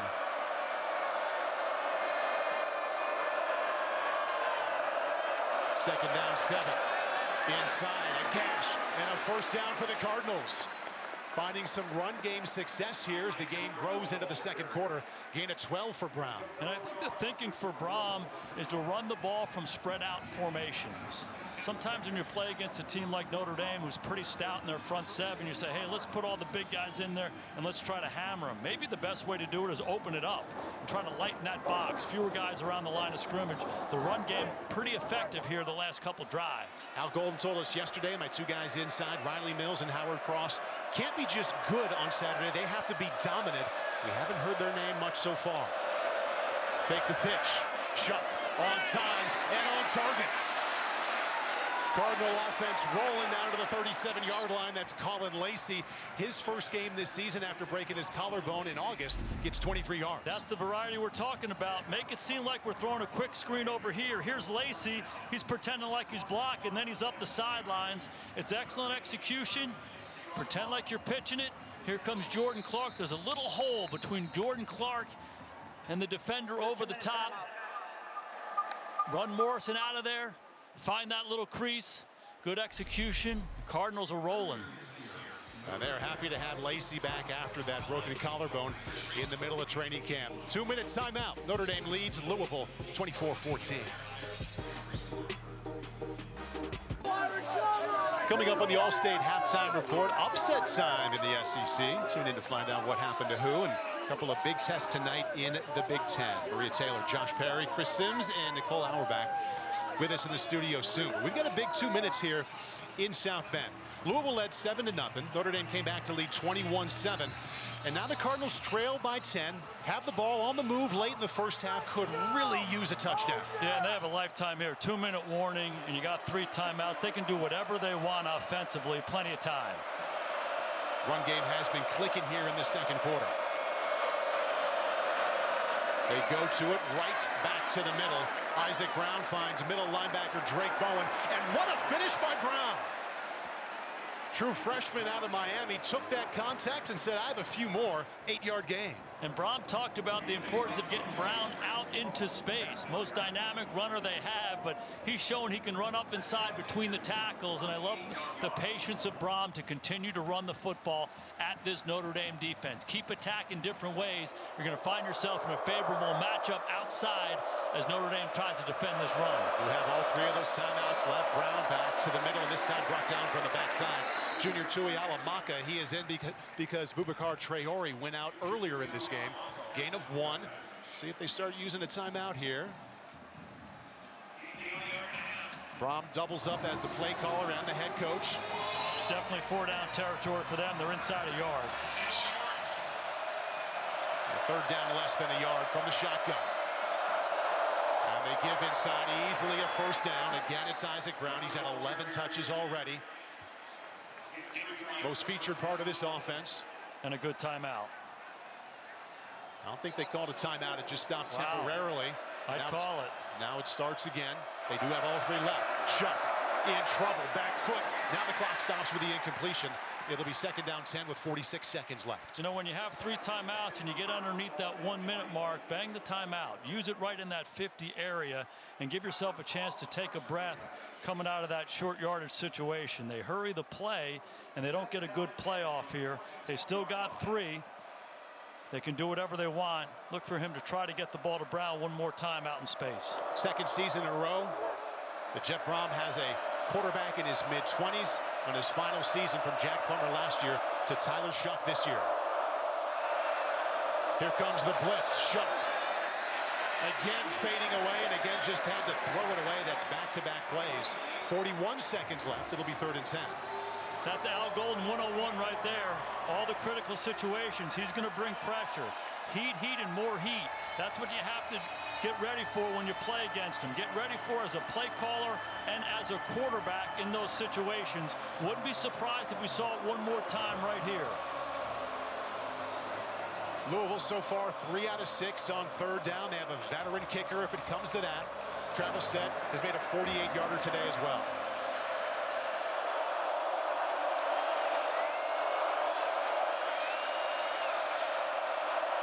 Shuck against a 4-man rush. Over the middle, the catch and the run inside the 20. And he got out of bounds. That's Chris Bell.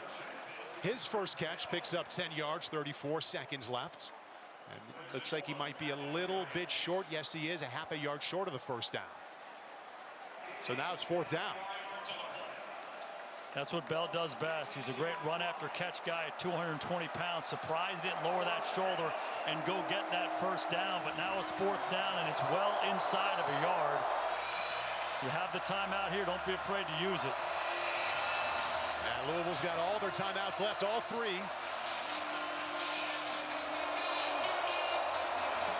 Trailing 1 point, 21-7. They got to hustle up here.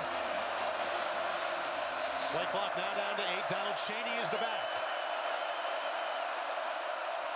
Shuck, option. Chaney sprinting for the edge. Came close. It'll come down to the mark here. Down to the near sideline. And where will they set that ball down? I think he's short. Oh. He's right at it. Looks like he's got just enough. Clock stop, 28 seconds left. I think they're going to measure this.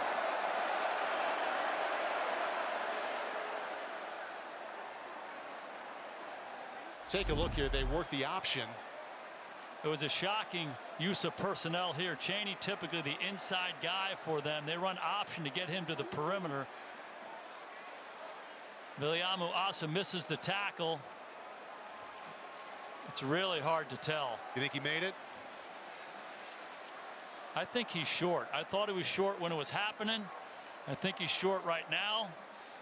We'll see. And here it comes. And he didn't get it.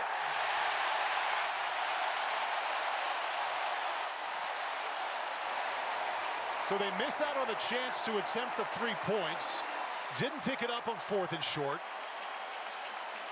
Again, I was shocked by the personnel use. Chaney is the inside runner, 220 pounds. That plays under further review. They're going to review it. I don't know if they're going to find enough evidence to flip this one over. We'll take a look at the mark and see if it actually was or was not a first down. Reggie Smith, what do you see here? Well, the ball carrier crosses the sideline, depending on where the spot is, and it appears to be right there. You get the forward progress of the forwardmost point when it crosses the sideline. The angles provided don't show enough to overturn the ruling on the field. To me, this looks like a stands even after the measurement. Yeah, indisputable visual evidence, and I don't think we got it. If it were called the other way, it would probably be hard to overturn it as well. Hey, how about the hustle from Donovan Heinisch, the defensive tackle, coming down the line there. Big number 41 to help out Xavier Watts. It was ruled short when they brought out the sticks, and they're taking another look there. And I don't know how you piece together all the video to give you the evidence you need. There's nothing right down the line. I think it's really hard to overturn this. As they continue to take a look, turnovers have been a big-time story for Jeff Brom and Marcus Freeman. Notre Dame fumbled the opening kickoff and turned it over. Here's the call. After further review, the ruling on the field stands to be first down for Notre Dame. Reggie and Jason had it right on, and Marcus Freeman can celebrate Jeff Brom is the opposite of that. They just had a terrific scoring opportunity go away. They had all 3 timeouts on that drive. Didn't use the one. The option on 4th and 1 coming up short.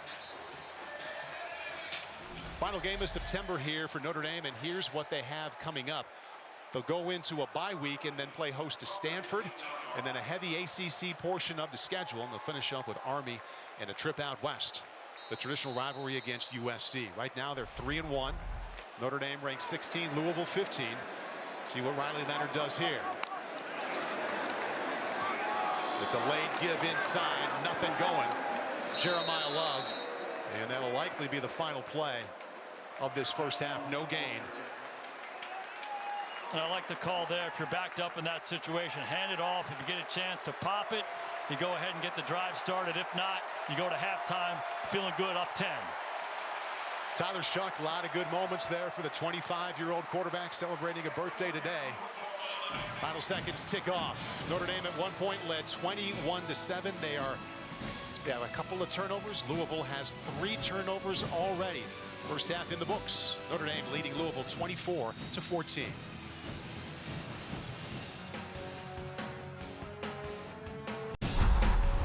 Welcome to the All-State Halftime Report.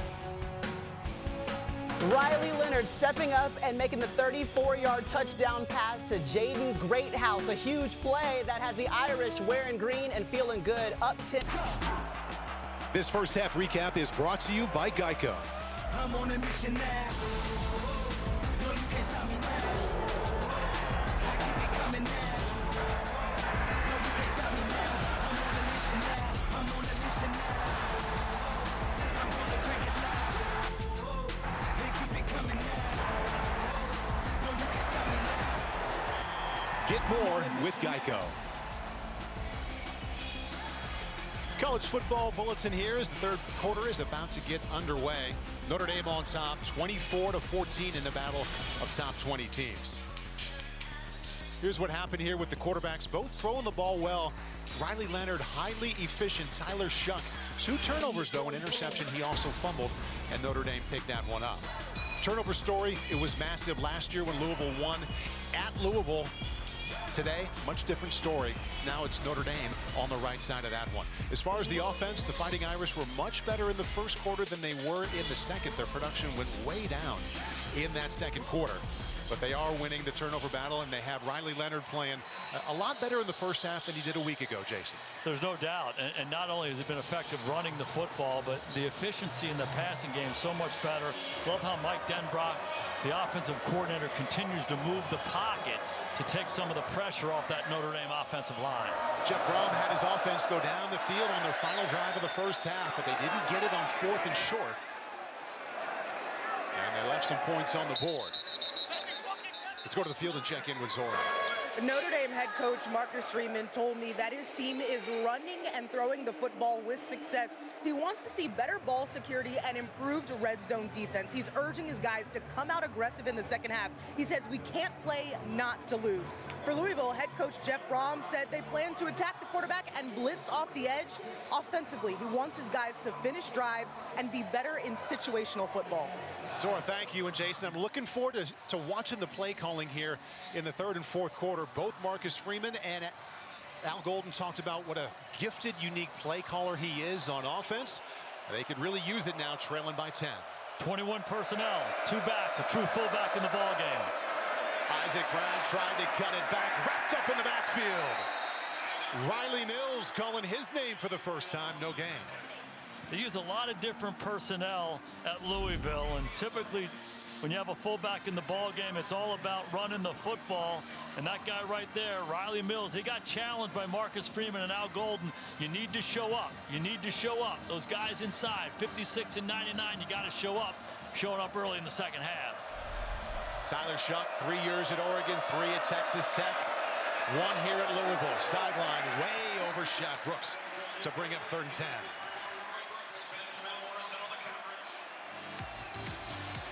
Take a look at Tyler Shuck here, turned 25 years old today, and you can tell his maturity. Watch the ball come out of his hand. Watch how he turns the ball over. Catchable balls, he throws it away from the defense, and this is just a wow throw. Entered college in 2018. 3 years at Oregon, 3 years at Texas Tech, 7th year of college here at Louisville. Jeff Brom embracing him.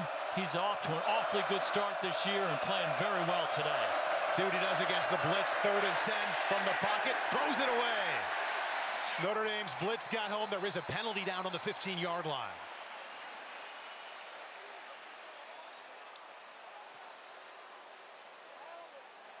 Holding. Offense, number 71. Penalties decline. Defense will take the resulting play, 4th down. If you are the play caller or the quarterback when you play against Al Golden, heat is coming. The holding's going to be right here on the left tackle, Monroe Mills. It's pressure on the edge by Jalen Sneed. Sneed is fast. He gets up the field. Pressure all over the place.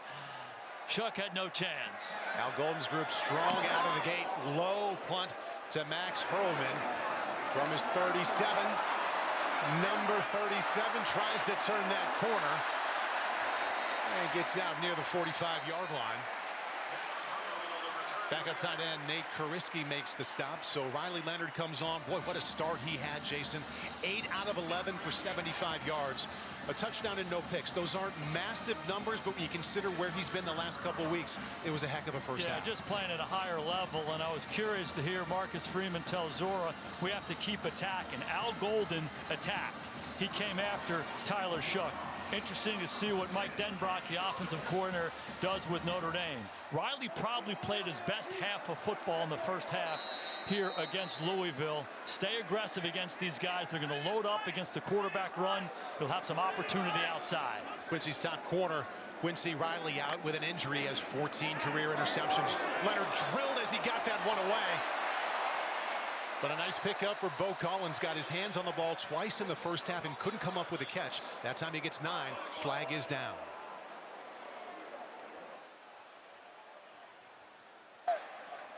Holding. Offense, number 88. 10-yard penalty. First down. First penalty against Notre Dame. Something Riley Leonard talked to us about coming into this game is not only start fast in the game. As we take a look at the hold, happens all the time when you get that cloth and it stretches out on the perimeter. They'll call it every time. But Riley talked about not only starting fast in the game, but drive starters. The first play of a drive, you got to be efficient. They did a good job of that in the first half. That's not the way they want to start here in the second half. So Jeff Brom told us during the week his chief concern was stopping Riley Leonard on the ground. He does have the 1 touchdown run, but 6 carries for 33 yards. He's been effective, but hasn't been explosive that way. I think the biggest concern for the Notre Dame offense and Riley Leonard right now, Jason, is how they slowed down in that second quarter. They ran 10 plays for 17 total yards. Yeah, and Louisville has been on the ball more than Notre Dame has. They had 10 more plays in the first half than the Irish did. So they're limiting the opportunities with their ball control offense. And Notre Dame has to take advantage. They had the fast start. They've benefited from the turnovers. They got to get something going here. And the way to do it, again, is run the football and get the quarterback run going as well. It's been what's most effective for them. Mike Denbrock, play caller, offensive coordinator there for Notre Dame. Desmond Tell, the veteran defensive tackle, 3-year starter for Louisville, just jogged out. Notre Dame after the penalty now. Leonard keeps it himself. Little hesitation and nowhere to go. Flag comes in late as he was dropped at the 38-yard line by Ashton Gelati. I think you're going to get a block in the back as Riley bounced that thing to the perimeter. We'll see what the call is. Illegal block in the back. Offense, number 10. 10-yard penalty. First down. And that's one of the things you've seen. These Louisville corners, they're going to knife inside. And when Riley bounces this play to the outside. Block in the back right here from the wide receiver, Chris Mitchell. He tried to pull off there. I think that's a little bit ticky-tack for me. Not sure he affected the play very much, but now Notre Dame finds itself way behind the sticks. Back-to-back penalties now. 1st and 25. Leonard scanning.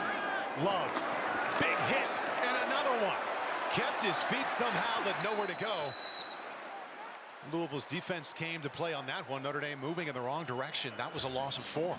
When you watch Louisville's defense play, it's all about how they play. Less about scheme, more about how they play. The effort, the hustle, the toughness. Here's a great example here. Leonard works through the progression, throws the swing out. Watch how fast they get to the football. And one of the things they do is they go attack. They're not afraid of having missed tackles. They go hit because they know the next guy's coming fast. You can put that play on a clinic reel. 17 total yards in the second quarter. They have negative 19 now. Toss sweep to the true freshman, Aeneas Williams. Skips out across the 35. A leaping finish there. And they get a little bit back there. Actually, a nice little chunk. They pick up 13 yards. Yeah, typically when you pick up 13 yards, that'll make it manageable. It's still third and extra long for the Irish. As there's an injured player here for Louisville. We'll step aside here in a second.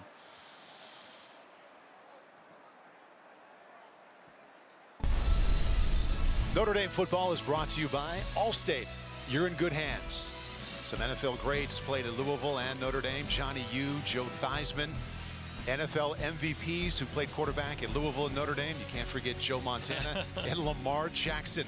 A couple of times here recently won the Heisman Trophy in his time in Louisville. Those guys are kind of good, aren't they, Paul? Kind of extremely good. And a lot more good in front of Lamar. Stanquan Clark, he was the injured middle linebacker, leading tackler for Louisville. Walked off under his own power a couple of moments ago. He's on the sidelines now, though, watching 3rd down and 18 for Riley Leonard. Fighting Irish have converted just 1 out of 4 times. From the pocket, lets one go down the near side to Bo Collins. Too much and out of bounds. Little surprised they took a shot on that, but why not? Bo Collins has isolated coverage into the boundary. Give him a shot down the field.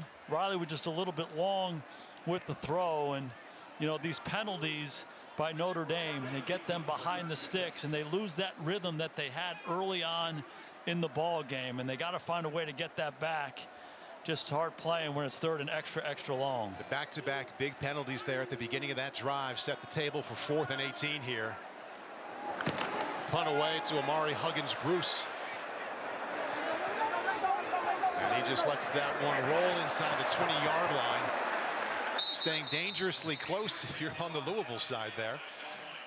So Jet Brom is the head coach and also the play caller here for the Louisville Cardinals. Up above, pretty familiar who is his play caller. That's his brother, Brian Brom. Also an excellent quarterback during his time at Louisville from 04 to 07, but now working for his brother as the offensive coordinator.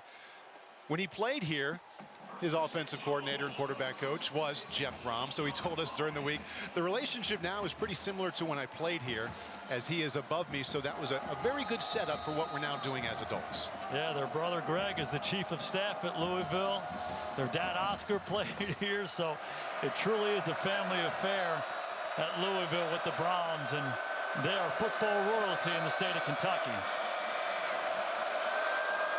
Tyler Shuck quickly and drilled right away at the 10-yard line. Jordan Clark with the big hit. Loss of 4, and we go to the field and check in with Zora. Well, Brian Brom, the offensive coordinator, like you just talked about, told me that there's advantages to having your big brother on the staff. He said, because the head coach is my brother, I can actually tell him the truth. He added, I think it helps make him better because he has someone who can tell him what he actually thinks. 100% honesty, an advantage. And there's Oscar, their dad, also played quarterback in Louisville. High school coach.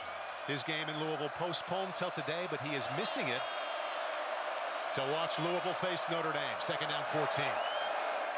Chuck lets it go on the money. His big tight end, Johnson. First time he's got his mitts on the ball. 1st down, Louisville. That's Jamari Johnson. He is a 265-pound tight end. He's just running up the seam right here. And it's a hard matchup. That's the freshman, Kingston Biliamu Asa, in coverage. And seam routes typically can be challenging against man-to-man coverage. But for 265, pretty nifty, avoiding the contact and making a hands catch down the field.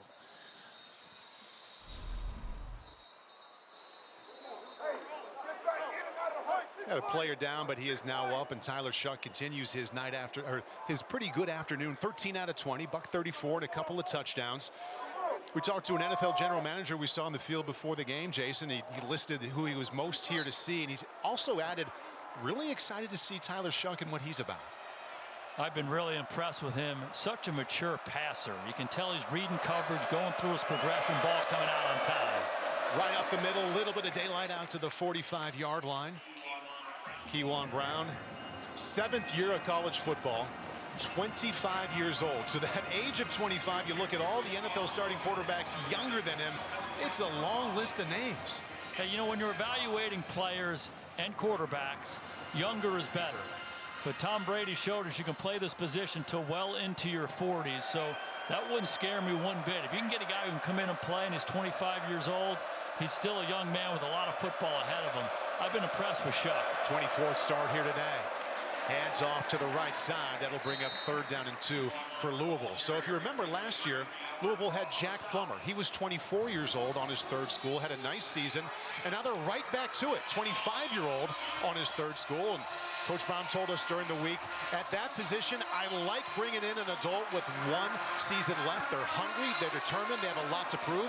We'll take them. Yeah, transfer portal in college football is like free agency in the NFL, and Shuck is married, 25, very mature. Football is really important to him. This is his opportunity to show, and again, off to a really good start. Important 3rd down here, 3rd down and 2, empty backfield.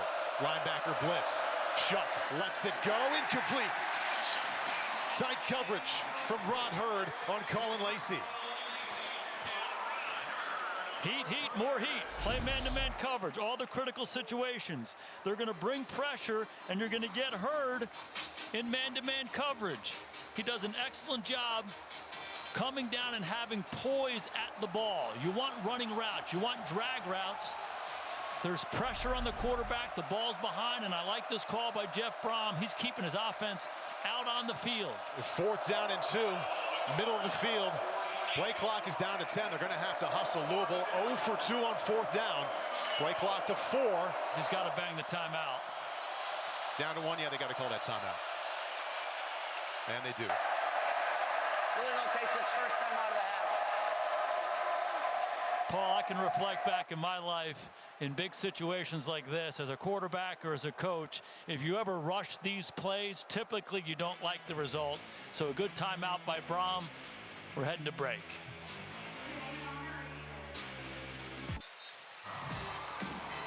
Tonight, don't miss the return of Saturday Night Live. SNL is back for its 50th anniversary season with host Gene Smart and musical guest Jelly Roll.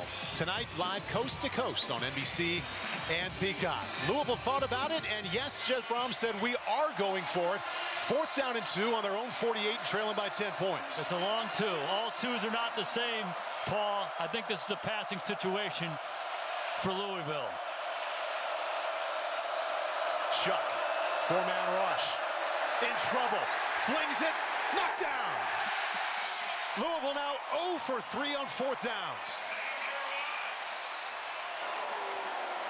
I'm a little surprised by the call because there was zero doubt in my mind that Al Golden was going to bring pressure and play man-to-man coverage. As much as you like those drag routes, those crossing routes for the receivers, if you don't have time enough to throw them, they're hard to get out. Howard Cross showing up. Xavier Watts, the free safety, coming off the edge. Russian Shuck, and again, really impressed by Rod Hurd in coverage. Second time we've seen him have poise at the ball, not contacting Johnson too early. He makes the play, and the Irish are off the field. They got the ball in plus territory. Defensive backs making the play there. Watts on the blitz. Hurd with the tight coverage, and now Riley Leonard back on the field, this time taking over in Louisville territory on the 48. Fakes to Love. Leonard, sideline, low offering, and a diving effort by Jordan Faison, incomplete. And I like the call. This Louisville defense, they're loaded up inside for the run and for the quarterback run. You go play action, and you put Leonard out on the edge. You take some pressure off your offensive line. You have an isolation outside. He just missed the throw. Maybe get back to a little bit of Jeremiah Love on the ground here. Jason, only 7 carries for 23 total yards so far. Running backs are the quarterback's best friends. And Love is to the right of Leonard. Gives to him up the middle, head down, not a lot of room inside there. He did get 3 yards. Stanquan Clark, the linebacker who left earlier with an injury, back to make that tackle. And this is possible 4-down territory for Mike Denbrock and Notre Dame. 45-yard line, you need about 7. Think about these plays together. If you can make this 4th and manageable or 4th and short, maybe give Marcus Freeman an opportunity to go for it and keep the drive alive. If they keep that in mind and go to the ground, the tailback is now Aeneas Williams. On the move. Leonard in trouble again. Just got that one away to avoid the sack. Ashton Gelati, ACC defensive runner-up for player of the year last year, was all over Leonard from the start, and it's 4th down. Yeah, Gelati's the best defensive player that Louisville has, and he's seen that sprint out to the right-hand side. You see Gelati right here getting up the field. Penetration. It kills this sprint out. He gets on Spindler's edge. Spindler has no chance. Riley Leonard has no chance. Defense steps up here in a sudden change situation. They're going to get the ball back. Offense here in this 3rd quarter start out stuck on both sides. 3 consecutive incompletions now for Leonard. And Notre Dame's punt is away. Amari Huggins-Bruce from the 5-yard line steps up to the 8. Tyler Shuck, Jeff Brom have their work cut out for him now inside the 10. Riley Leonard will take a rest. Tell you what, the punter for Notre Dame, James Rendell, the Aussie, has really done an excellent job in this ball game, creating rough field position situations for the Cardinals. Tyler Shuck, another chance now, almost halfway through the 3rd quarter to get his Cardinals closer here, 24-14. Plenty of time left for them. Jeff Brom telling us during the week, love his touch and his accuracy. See if they tap into that here.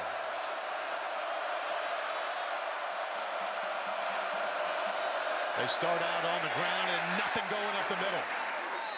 Late surge out to the 10-yard line. Drake Bowen, middle linebacker, keeps it to a gain of 1. You know, one of the big questions. Penalty marker is down. Defensive backfield.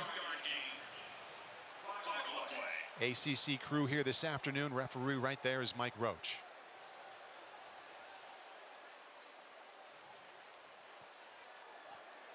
After the play, unsportsmanlike conduct, defense number 1. His first unsportsmanlike conduct foul of the game. 15-yard penalty from the end of the run, automatic, 1st down. Jordan Clark getting an earful from his head coach. It's all on video, so you better be honest with the head coach. And just at the end of the play, absolutely no reason to do that. Jordan Clark is too good a football player to do that. Really hurting his team right there. Rain coming down a little bit now. 1st down and 10. And around. Notre Dame's defense on the edge there, strong against Colin Lacey. Gain of 1.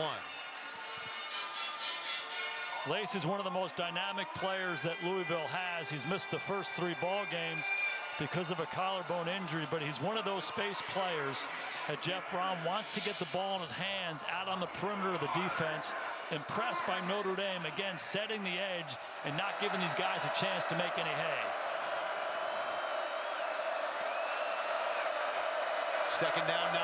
Here comes a blitz again. Shuck checks it down. No broken tackle though there. Donald Chaney was denied by Alsbury. Gain of 2. Okay, what do you think Al Golden's doing here, Paul? Might bring some heat. He's bringing some pressure. He's going to play man-to-man coverage. That's what they do in these situations. So, again, if you're Jeff Brom or Tyler Shuck, anticipate it. This is not ultimate frisbee. You can throw the ball before the sticks and run with it after the catch. If they hold it, this defensive front's going to get home, I guarantee it. For Notre Dame on pass defense, All-American corner Benjamin Morrison has left the game, gone to the locker room with some type of injury. Their corners are Leonard Moore and Jordan Clark. 3rd and 7. Shuck lifts one to the near sideline. A diving effort made with the left hand, and it's caught. What a catch by Colin Lacey. That's that guy we were talking about. Just what concentration at the end of the down to lay out, snag it with the left hand. Wow. That's an all-timer right there. They're right back on the ball. They want to make sure it's not reviewed, but he did catch that ball, Colin Lacey. Inside of Notre Dame territory now, run up the middle to the 35-yard line.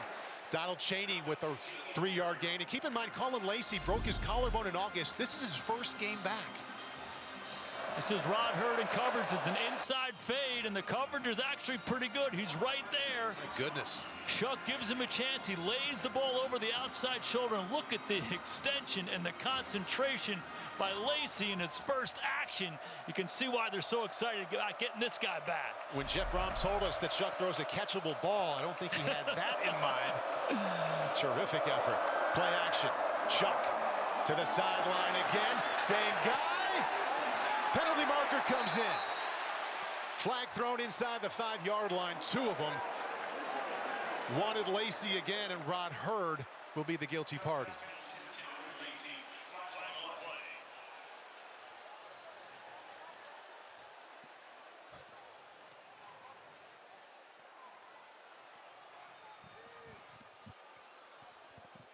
It's that same matchup down the field as we wait to hear what the call is. No doubt it's going to be defensive pass interference on Hurd. He's got his hand on him. He's grabbing cloth, but again, the concentration. There are 2 fouls on the play, 1 on each team. Pass interference, defense, number 8. Pass interference, offense, number 5. Those fouls will offset. We play second down. Wow. Notre Dame exhales there. It seemed like that Louisville would be first down and goal set up. Colin Lacey takes a rest. And Louisville and Jeff Brom getting back to their identity here a little bit more in the second half here, Jason. We heard all week about how Notre Dame was concerned with how many shots downfield they take. Yes, that was against Rod Hurd. I don't know that I've ever seen that. Maybe we get Reggie in here on this. Offensive pass interference and defensive pass interference by the same 2 guys. That's a shocker for me. High backfield now. Second down 8, fullback and a tailback. Shuck, play action, looks toward the sideline, in trouble, and sacked. Kingston Viliamu-Asa. Loss of 7 yards. Al Golden told us that Kingston is a first-round pick. When you have first-round picks, you play them when they're freshmen. He's a linebacker who plays off the ball, but also an elite pass rusher. This is not the matchup you want. You do not want a running back on Kingston Viliamu-Asa. This ball's got to come out much quicker than this. Look at the athleticism, the dip, and the great pass rushers accelerate to the quarterback, swat the ball. Wow, Kingston showing up. Savvy pass rush there by the freshman. Sets up 3rd down and 14. Flag is down just as Shuck got the ball.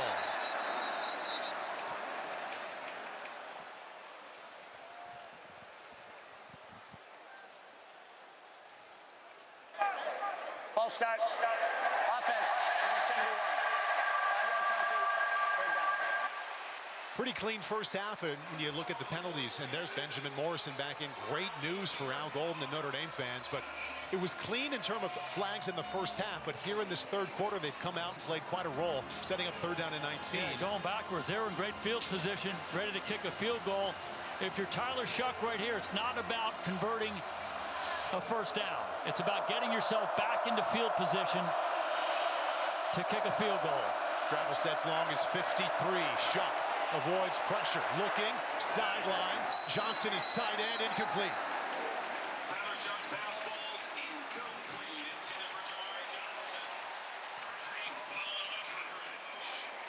Johnson had 1 catch earlier in this 3rd quarter. Fourth down. Mike Roach confirms that it's incomplete. Frustration continues for Jeff Brom. Yeah, Notre Dame defense stepping up. The sack by Kingston Viliamu-Asa. Then you get the false start. Look at the end of this play right here. Again, one of those sideline throws. This is interesting. Ooh, that's tight. That left foot. Did the right one come down beforehand? Hard to know. Left foot was out. Punt is away. Doesn't matter. Notre Dame's offense will take over at the 16-yard line. Max Hurlman with the fair catch. Shuck takes a rest inside of 5 minutes left in the 3rd quarter. Notre Dame leads by 10.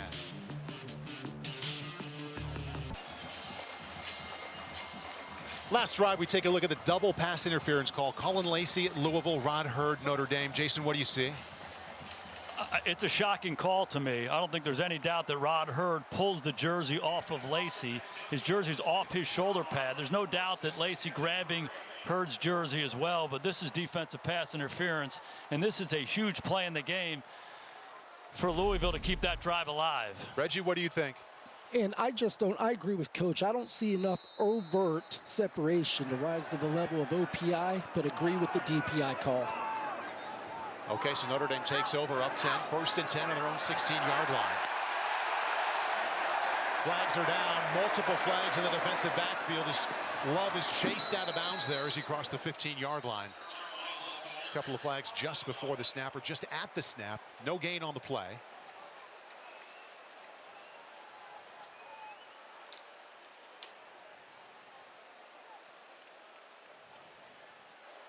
Substitution infraction on the defense, 12 plays on the field. 5-yard penalty, stays first down. It's really funny when I'm watching this play. I'm like, Louisville's playing well. Looks like they got 12 guys out there. And sure enough, they did. It didn't quite get off the field there, so an extra 5 there for Notre Dame. 1st down and 5. Riley Leonard has hit a skid here. 10 passing yards total since the start of the 2nd quarter. Gives inside, and Louisville's defense is there waiting. Stanquan Clark, loss of 1. Jeremiah Love finding nowhere to go in the 2nd half. They sure are, and a big takeaway for me is Notre Dame likes to pull their linemen in their running game, and Louisville is just simply getting up the field. When the guard pulls and the tackle pulls, they're going north and south and not letting those plays get started. Total yards, Notre Dame got off to an amazing start there. You see the 1st quarter, but ever since, they have 100 yards less since that 1st quarter. Leonard quickly, good spin by Faison, and a cut for a 1st down. Boy, the make you miss from Jordan Faison out to the 34 for 13 is impressive. He sure has it. He plays on Notre Dame's national championship lacrosse team and showing some lacrosse moves here. Quick screen, just makes the miss. He spins back out of it. Faison had his debut last year against Louisville. He caught a touchdown pass and really became a big factor for Notre Dame's offense. Coming off an injury, looks like he might be down again. Jordan Faison missed time earlier this season with an injury, and he is the Irish receiver who's still down. Back to South Bend after this.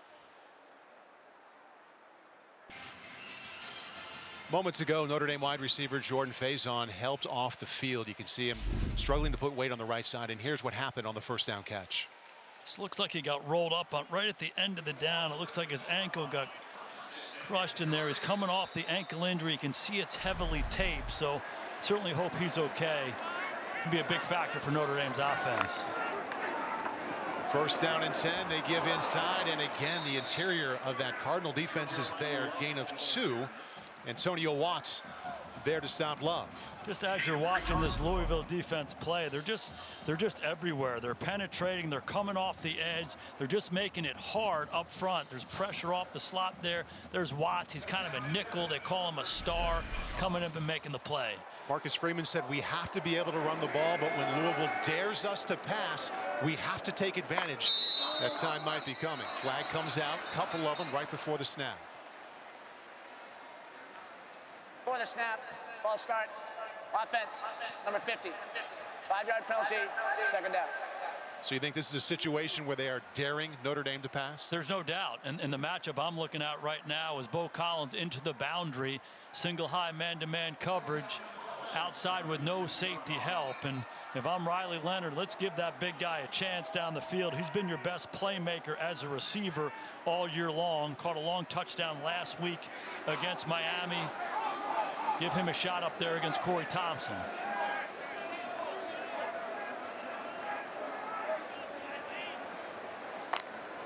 Second down 12, back to Leonard on the ground, lots of space, cuts up to the 40-yard line. Good open field tackling there. Jaden Greathouse, the wide receiver, had a good block and paved the way for an 8-yard gain. Or do that. This is tough stuff here. They're going to pull Spindler this way, and Riley's going to keep the ball and run this way. If you're playing linebacker, this ain't easy. And he bounces it back. It's that quarterback counter play. Pull the guard, get the halfback up in front of you, and let the quarterback run for it. Riley saw daylight to his right and took advantage. Sets up 3rd down manageable. 3rd down and 4. The Fighting Irish only 1 out of 6 converting 3rd down so far, Jason. Yes, they are showing blitz. And here they come. Leonard moving, firing. Jaden Greathouse with a catch. looks to be about a yard short, gain of 4. Antonio Watts, linebacker, covering Greathouse. And decision time for Marcus Freeman. It looks like it's inside of 1. On his own side of the 50, you're up 10 with 1:30 to go. Wouldn't be surprised if they try to get to the line of scrimmage, use a hard count, see if they can get Louisville to jump. Yeah, the offense has remained out there. Mike Denbrock, offensive coordinator, a couple of tight ends in the game. Heavy run set. Aeneas Williams, the tailback. Let's see if they do it on 4th and 1. They do go. It's Leonard, and he picks it up. Love it. Easily got it. Needed 1, got 4. Yeah, not much doubt in these situations who Notre Dame wants to go to. Short yardage situations, low red zone situations, let 13 carry it, and it's that same play. The halfback Williams leading up, Riley Leonard getting in behind him. Notre Dame has to be impressed with the movement they're creating in the interior of their offensive line, giving Riley Leonard to pick up that short yardage situation. A big one for the Irish. That's Love in motion, empty backfield. They give it to him right away to see what he's got on the edge. Good open field tackle once again by Louisville. Antonio Watts has been active from his linebacker spot. Loss of 2. He sure has, and he's such an important part to this defense. He plays out there on the perimeter, kind of a quasi linebacker, quasi DB, and you saw him make the play on the run inside. But when you have a guy like that on the perimeter snuffing out those bubble screens, it's awfully good for your defense. Watch showing up again. Riley Leonard already to the sideline to talk about what's next, as that was the final play of the 3rd quarter. After all that scoring in the 1st quarter, the offenses have been slowed by aggressive blitzing defenses. We head to the 4th. Battle of top 20 teams with Notre Dame leading Louisville 24-14. Sunday night, it's a matchup between 2 of the league's top playmakers. Josh Allen will lead the Bills against Lamar Jackson and the Ravens. Sunday, 7 o'clock Eastern on NBC and Peacock. A couple of former players in that game. The Baltimore Ravens heavy on the Notre Dame flavor on the offensive line with Ronnie Stanley. Former Louisville Heisman Trophy winner Lamar Jackson will see excellent safety from Notre Dame, Kyle Hamilton. We look forward to the matchup. 3 teammates there for the Ravens from Louisville and Notre Dame. 1 red jersey. That must be pretty lonely there on Irish Red right Green there. Gotta be kidding me. That takes courage, but I'd be proud to wear that jersey too. Number 8, something else. 4th quarter about to begin. Unbeaten 15th ranked Louisville taking on Notre Dame for the very first time as the higher ranked opponent. The Irish right behind them at number 16. Louisville led 7-0. Notre Dame raced to a 21-7 lead. The offenses have really slowed since then. Now Mike Denbrock with decision time now in the 4th. Riley Leonard's legs maybe back to the passing game, or do you bring back in Love and Price? Right now he's got an empty backfield. On the move, Mitch Evans, tight end with a short gain out near midfield. Gain of 5. Again, I like the call to move Riley Leonard, get him away from that pass rush, a high percentage throw, get it to one of your best receivers in Mitchell Evans, and make it 3rd and somewhat manageable here. 3rd and 7 and change. I would anticipate man coverage and pressure coming from Ron English on the other side, and don't be afraid to use that matchup up top. Bo Collins isolated outside. You give him a chance to go deep on these guys. This is a situation to do it. Pressure from Ron English has been working. Notre Dame 1 out of 7 on 3rd down. They need 7 here. And Leonard gives to Williams, initial hole, and makes it out to the 45. He'll be 2.5 yards short after a gain of 4. Another 4th down here, Jason. What do you see? Yeah, I see 4th and 2, but it's a long 2, and not all 2s are the same. It's almost 3, and you're across the 50-yard line. I can see Marcus Freeman going for it again, just because this quarterback run thing in these situations has been so good for Notre Dame. There's going to be 11 guys around the line of scrimmage for Louisville trying to stop number 13. Last time in this spot, from the shotgun, just took it right back up the middle. They've converted 2 times, both times. Well, their 4th down attempts. They're all up there. Talk about daring them to throw. And he does it again up the middle, this time met and pushed back. He's going to be a full yard short. They went right back to the well that worked last time, and this time the Cardinals were there. You know, not all short yardage situations are the same. They say it's 4th and 2, but that was almost 3. And again, they've been so effective with these quarterback runs, and there's just a lot of guys in white shirts around the line of scrimmage getting north and south. Just too many guys in there. They don't get that initial surge, and almost 3 yards is a long way to go. Defeating blocks up front and getting the ball back for Louisville. Linebacker T.J. Quinn has been excellent leading tackler against the Fighting Irish last year in Louisville. He continues to show up. He made that play there. It gives Louisville the ball, 1st down and 10 now on the 44. Chuck starts this drive 15 out of 25. Gives inside to Brown. And he's out to midfield. Nice gain of 5 yards. Will give him 6 on 1st down. And I wouldn't be surprised if they try to run the ball here a little bit and then go play action and take a shot of their own outside. Leonard Moore, the freshman, on the left of the screen here. He's up top. They've been so good throwing the ball down the field throughout the year and making explosive plays. I think this is the time for it. Benjamin Morrison back at corner on the near side. Shuck takes a shot downfield. Nowhere near. The ball lands harmlessly at the 10-yard line.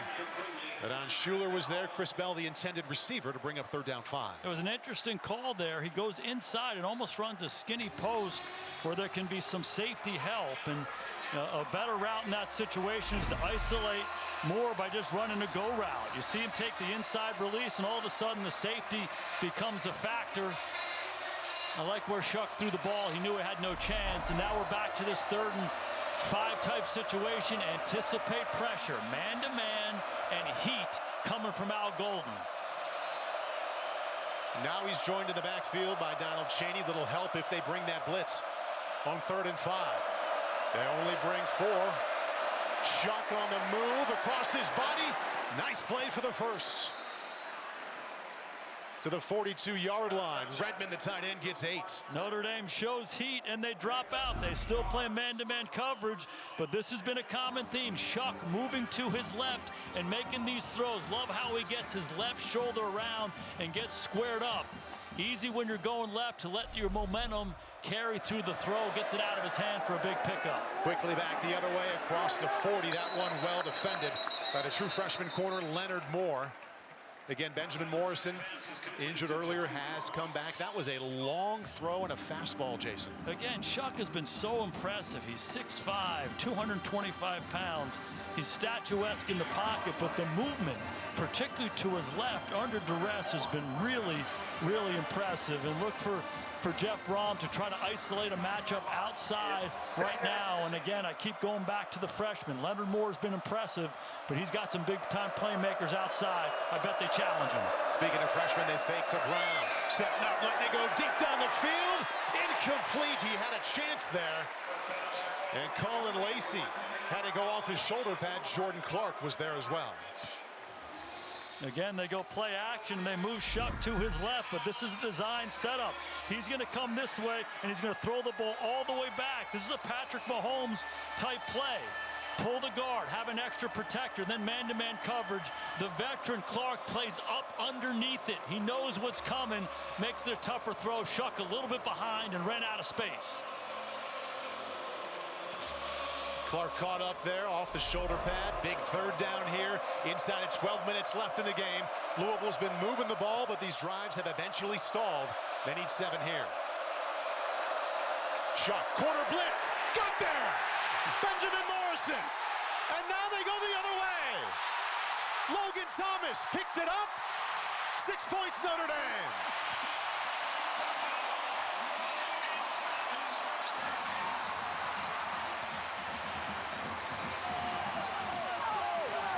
Would be a 61-yard return. We'll take a close look to see if it was a fumble or an incomplete pass. Hey, in all the big moments, Al Golden's going to dial up heat. He brings Benjamin Morrison off the slot. Ooh. Did he grip the ball enough to get his hand going forward? I'll tell you what, I wouldn't be surprised if they called this a pass. Bring in Reggie Smith. Reggie, what do you think? Well, the process of a forward pass begins when the quarterback with control begins the forward movement of his hand. Defense for a touchdown. Here it appears that plays under further review to see if the quarterback's hand was moving forward with possession of the football. It was ruled a fumble. It's under review. Reggie, go ahead. And so now we're looking to see the quarterback's hand to see if he has demonstrated control when the hand begins to move forward. To me, I believe he still has enough control with the hand because you can see the bend in the wrist. To me, this should be an overturned to an incomplete pass. I couldn't agree with you more, Reg. He is gripping that football as that hand is going forward, and it's a heck of a play by Morrison, knocking it out and going for the ball, but big, strong, sturdy guy in the pocket with big hands. It's a heck of a play by Shuck. And here it is. Heat, more heat in these situations. There's Benjamin Morrison. It looks like, hey, they're going to play zone. Only 4 guys there. Not without Golden. Here comes the pressure. The free guy hits him. You don't think the officials make a big difference in the ball game? Let's hear the call. The quarterback's hand was moving forward with possession of the football. Therefore, it is an incomplete pass. It'll be 4th down and 7 at the 39-yard line. I agree with the call. I think they got it right. Crowd with a predictable reaction. Benjamin Morrison puts the hat back on. He'll go back out there, but as Reggie pointed out, Jason followed up. Hard to see it any other way right there. Yeah, you know, they talk about that open hand. Sometimes your hand is coming forward, but it's an open hand because the ball's already out. I don't think there was any doubt that he continued to grip the football as the hand was moving forward. So on to attempt a long field goal here. They see where they set it up there in between the 46 and 47. We'll call it a 57-yard attempt. Rod Travelstead as long as 53. Watch out for Jason Onye. He blocks these kind of field goals. It's it up, needs a draw on it, and he got it. Wow. Officially 56 yards out, bettering his career long of 53. Boy, what a turn of events there. Notre Dame thought they had the 6 created by their defense. Louisville comes right back and just sneaks that one in from 56 yards out. It's now a 1-score game in South Bend.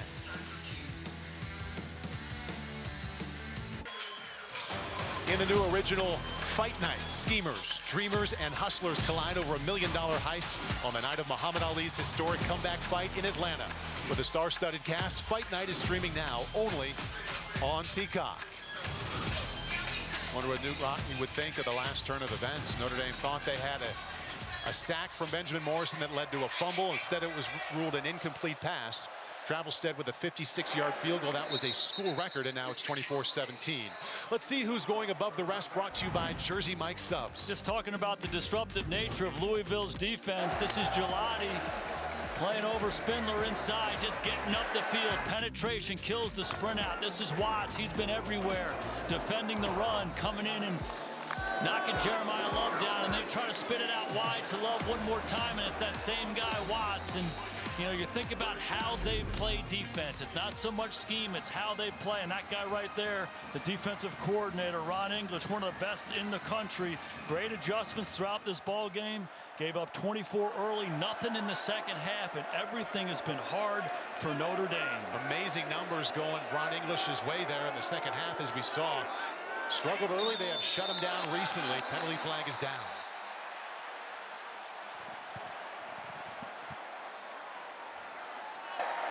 False start. Offense, number 50. 5-yard penalty, first down. Goes against Rocco Spindler on the right side. Just keep thinking about Riley Leonard talking about, hey, drive starters. First play of the drive, we got to have positive plays, and this is not what you want. This is Spindler flinching. They're at the right guard spot. Now they find themselves 1st and 15. Louisville's got some momentum in this game.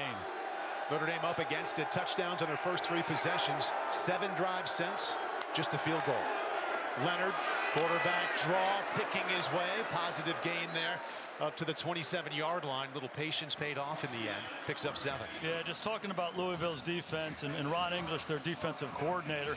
He's a guy that was recruited to go to Cal with his twin brother by Rod Marinelli, our former defensive coordinator with the Cowboys. And there's a picture of them. Rod went on to be a GA for Ron did for Rod at Arizona State, and the DNA of Rod Marinelli is all over this defense. Effort, hustle, and finish. Ron English learned well. Second down 9. Riley. Evans tried to cut it back and dives out to the 29-yard line, gains 3.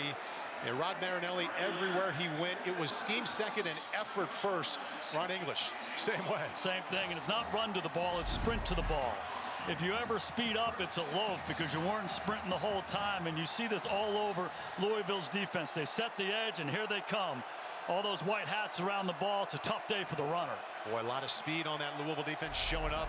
Notre Dame 1 out of 8 on third down. This is 3rd and 6. Leonard, blitz, picks up. Got him. Wide open, Harrison. Inside of Louisville territory.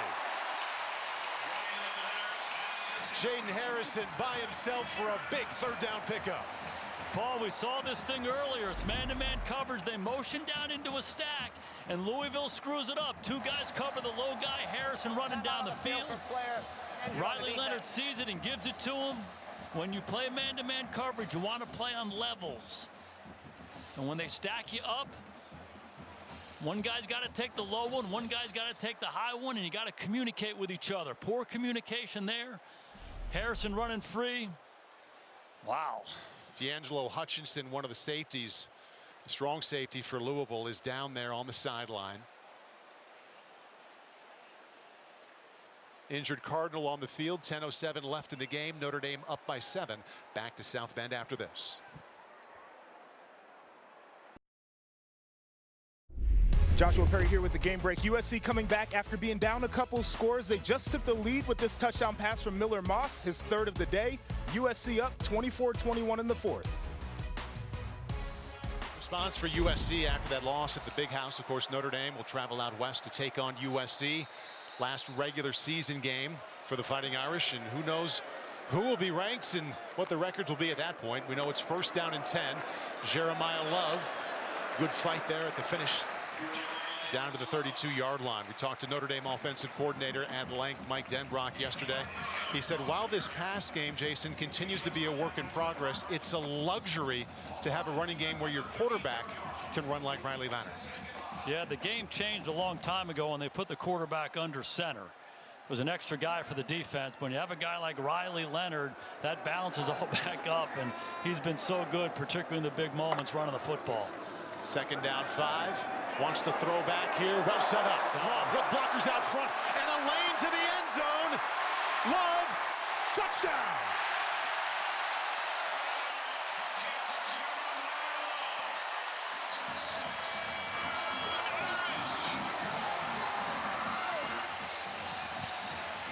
"32-yard touchdown. Leonard to Love. Fist pumps from Marcus Freeman. Hey, 1-score game with 10 minutes to go. They had to come down on this drive and get some points. They go sprint out and they throw it back to Love. Use the stuff that's been effective for you early in the game. How many times has Riley Leonard moved in the pocket? You get the defense going one way, you throw it back, you throw it to your best runner, and Love has got an escort in front of him. Wow. And Ralph Golden, Notre Dame's defensive coordinator, telling us yesterday that Louisville was the best screen team they have seen, and it's the Irish here coming up with a perfectly set up screen to go back up by 13.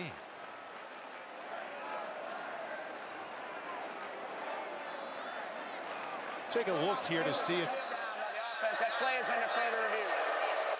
taking a peek to see if Love actually got into the end zone. Okay, let's watch here, and Love will surge across here. That's a touchdown. Maybe that left calf is dragging, but I don't know that we have enough visual evidence to overturn this one. Red, what do you think, man?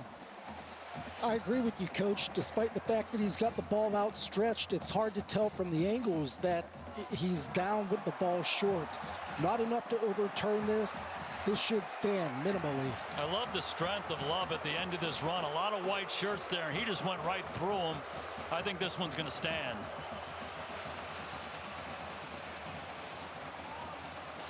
And there's that ball well across the goal line. Here's the call. After further review, the ruling on the field stands. It's a touchdown. Well, Jason, they have tried again to get Love the ball in the perimeter through the passing game. At one point here in the second half, He had a handful of catches for negative yards. They kept coming back to it, and great job by the offensive line there, and a good call from Mike Denbrock. The best play callers are patient.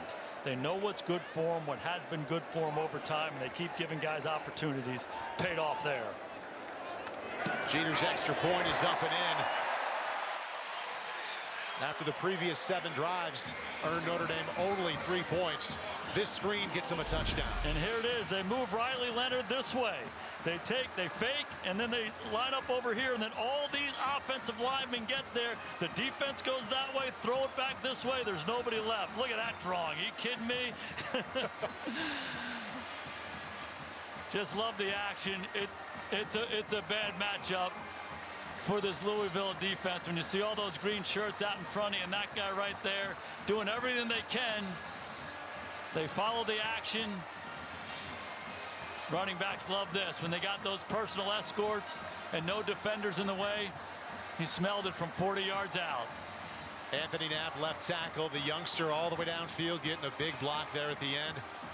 It's not very often when a running back gets to the end zone on a run or a pass, Jason, when there are as many offensive linemen as there are would-be tacklers near the ball carrier. And nice call, Coach. How about that? A great call, an excellent execution. Get those big guys out in space, and you know, you dial those screens up a lot, and sometimes they're boom and bust. Sometimes they just see it and feel it.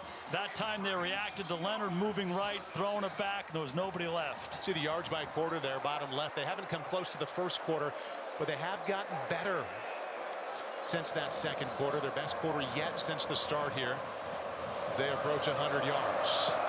Jeter's kickoff, line drive effort, back of the end zone, and now 9:16 left.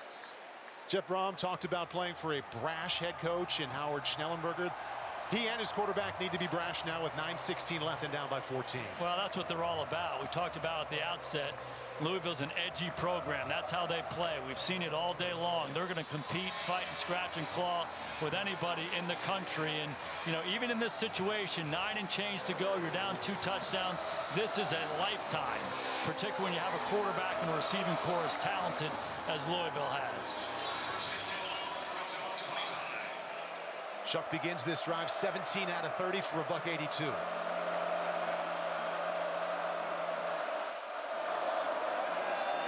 Starts on the ground, and not a lot there for Isaac Brown. He picks up 4. It's back up about 3 hours, Jason, in the pregame show. You said Notre Dame plays well in these situations under Marcus Freeman. They play with an edge when a big opponent is in town. What have you seen? Yeah, we were here. We were here 2 years ago when they beat Clemson, last year against USC, and it had the same feel to me. Completion, the big tight end Johnson, or manhandling. Benjamin Morrison on the side there, move the chains, first down. And it's one of the most challenging things about college football. Notre Dame versus a MAC opponent, you're better. How do you keep that edge? They knew who they were playing today, and they brought the edge all day long. Holding, firing the quick slant to Corey Brooks. That's another Louisville first down. Their top receiver has been quiet so far, but that's an 11-yard gain. And he's such a big target running inside. And one more look at Shuck's ability to throw strikes all over the place. Leonard Moore is there. Ball's right on that front breastplate. Fourth-year receiver against a true freshman. Shuck thought about checking it down. And now just fires it away near Brooks. Incomplete.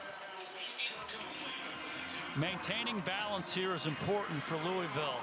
Jeff Brom continue to run the football. It's one drive at a time. You can't score 2 touchdowns at once. You just need to get one of them. Show them they can move the ball both in the run and the pass. Just have a balanced attack. Keep getting after Notre Dame's defense different ways. And go score yourself a touchdown. Get yourself back in the game. Louisville has outrushed Notre Dame up to this point. There's a hole off the left side for Cheney. From Miami to Louisville, 6-yard pickup there. R.J. Oben makes the stop. No doubt 4-down territory here for Notre Dame, for Louisville, and that impacts their call here on 3rd down. Willingness to run the ball in this situation to make it 4th and manageable if they don't get it. Louisville coming in a perfect 3-0, ranked 15. Notre Dame 3-1 at 16. This is 3rd and 4. 4-man rush. Shot over the middle, dropped. And incomplete. Chris Bell had a great chance at that one. He sure did, and that's what Bell does. He's a big, strong receiver running inside, 220 pounds. He's got a big frame, and that ball is right there on him. Lack of concentration. Bell beats Morrison inside, just doesn't finish the play, and it's 4th and 4. And we've said this before. Heat, more heat from Al Golden. He's going to play man coverage and some kind of pressure against Tyler Shuck. He's got to be ready to get the ball out of his hands quickly. The game within the game you talked about here before this one, Jason. Al Golden's defense against Jeff Brom's offense on 4th down and 4. Play clock is down to 2. They got to hustle. And they just got that timeout. Hey, it's a frustrating timeout by Jeff Brom. You do not want to use a timeout like that when you're down 2 touchdowns late in the game, but this play is too big. This is the play of the game for Louisville. They must convert this to keep this drive alive, or it's going to be tough sledding coming back the other way. Well, let's start by looking at what each side ought to do here. Al Golden, defensive coordinator for Notre Dame. On third and longs, they've been blitzing. 4th and 4. Pressure down, or what do you think? I don't think there's any doubt it's a pressure down. The interesting thing for Al is the decision is what coverage do I play behind the pressure? Yeah. Do I play straight man-to-man coverage? You're susceptible to picks and rubs and those kinds of things. Or do we bring heat and play some sort of zone behind it? Al's got a lot of stuff in his inventory that he's used throughout the year. That's the big question. And when you're Shuck on the other side, you anticipate heat, you react to zone, and then you got to see the coverage behind it. If it's man-to-man, obviously it's important for Notre Dame to communicate and not to get rubbed off in these situations. It was Louisville's 4th down pressure package that won the day last year at Louisville. Al Golden with a chance here, 4th and 4.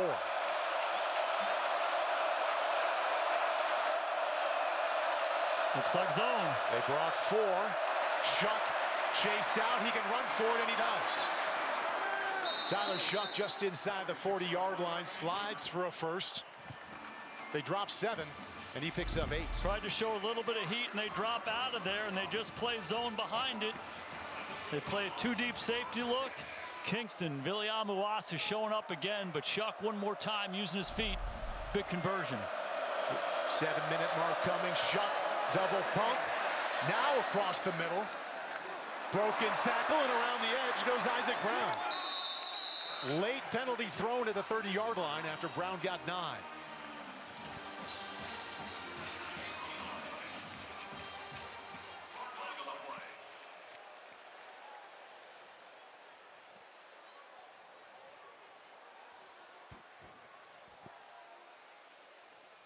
Isaac Brown, freshman tailback, has been a focus. That's his 15th touch so far today.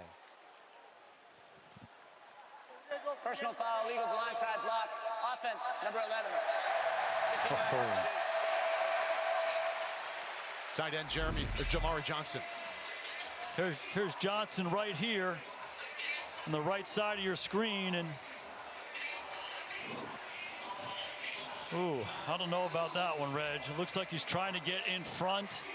At some point, the defender needs to be able to see what's going on around him. Number 11 approaches from the blind side where he cannot see this. This is a good call for a blindside block. Ooh, football's changed, Reg. Brings back a big gain. Yes, it has. Jace, first down and 16. Over the middle, high and late and incomplete. Tried to come back to Chris Bell, had the drop earlier on this drive. Benjamin Morrison was right there. Now, if you're Shuck, it's a 2nd and long situation. You know you have 3 downs. So the biggest thing is positive plays. Give me something positive to make it 3rd and manageable, knowing that I'm going to have a 4th down. So take a breath here. You don't have to get it all at once. Just chip away at this thing and make it manageable.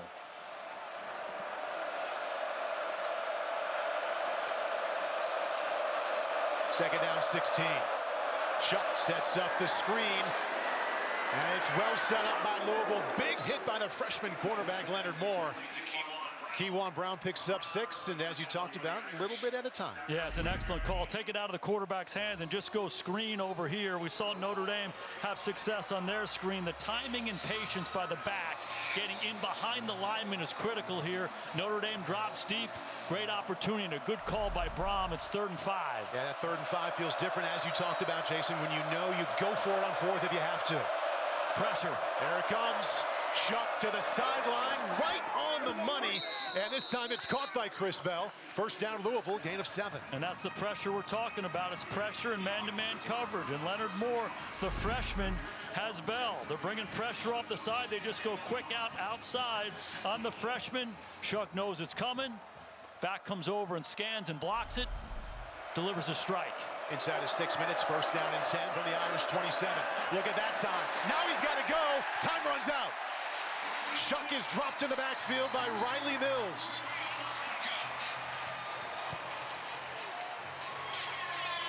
Riley Mills, known as a really good run defender, staying relentless, rushing the passer. You see him right here lined up over the left guard, and he just keeps pushing.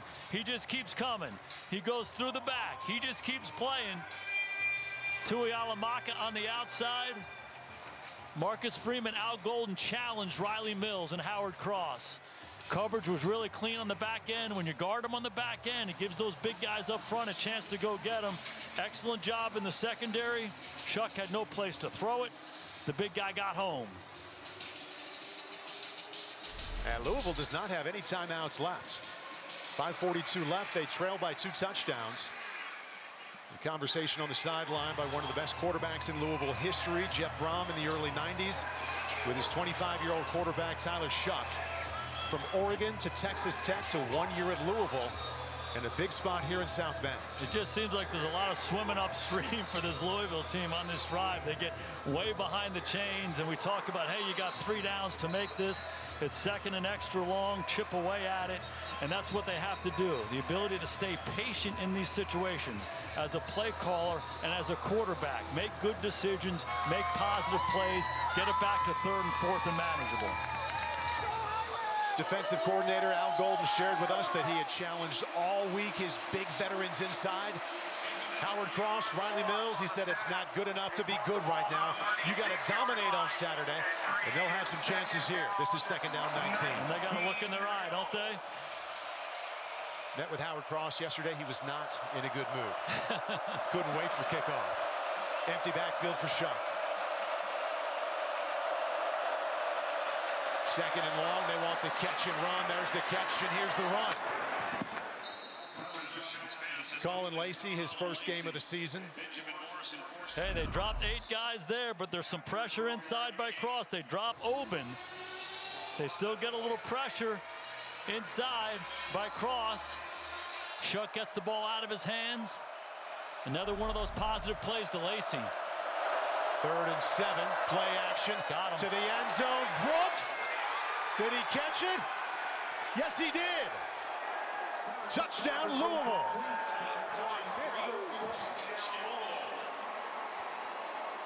This is the matchup we've been talking about. They love Leonard Moore, but Brooks is tough on the vertical throw down the field. Look at the concentration at the end of the down. When Shuck saw the isolated coverage, when the safety's in the middle and Leonard Moore's by himself against Brooks, one of the best vertical receivers in the country, he's going to give him a chance. I'll tell you what, Shuck dropping dimes, dropping it out of the helicopter, Brooks finishing it. Big time throw and catch. Stuck that right hand out, managed to get the feet down. Well done for Ja'Cory Brooks. Extra point, and we are right back to a 7-point game. Ja'Cory Brooks had some big games, made some big plays for Nick Saban at Alabama. First year at Louisville, that counts as his biggest play yet. 5:17 left in the game. Louisville trails by 7.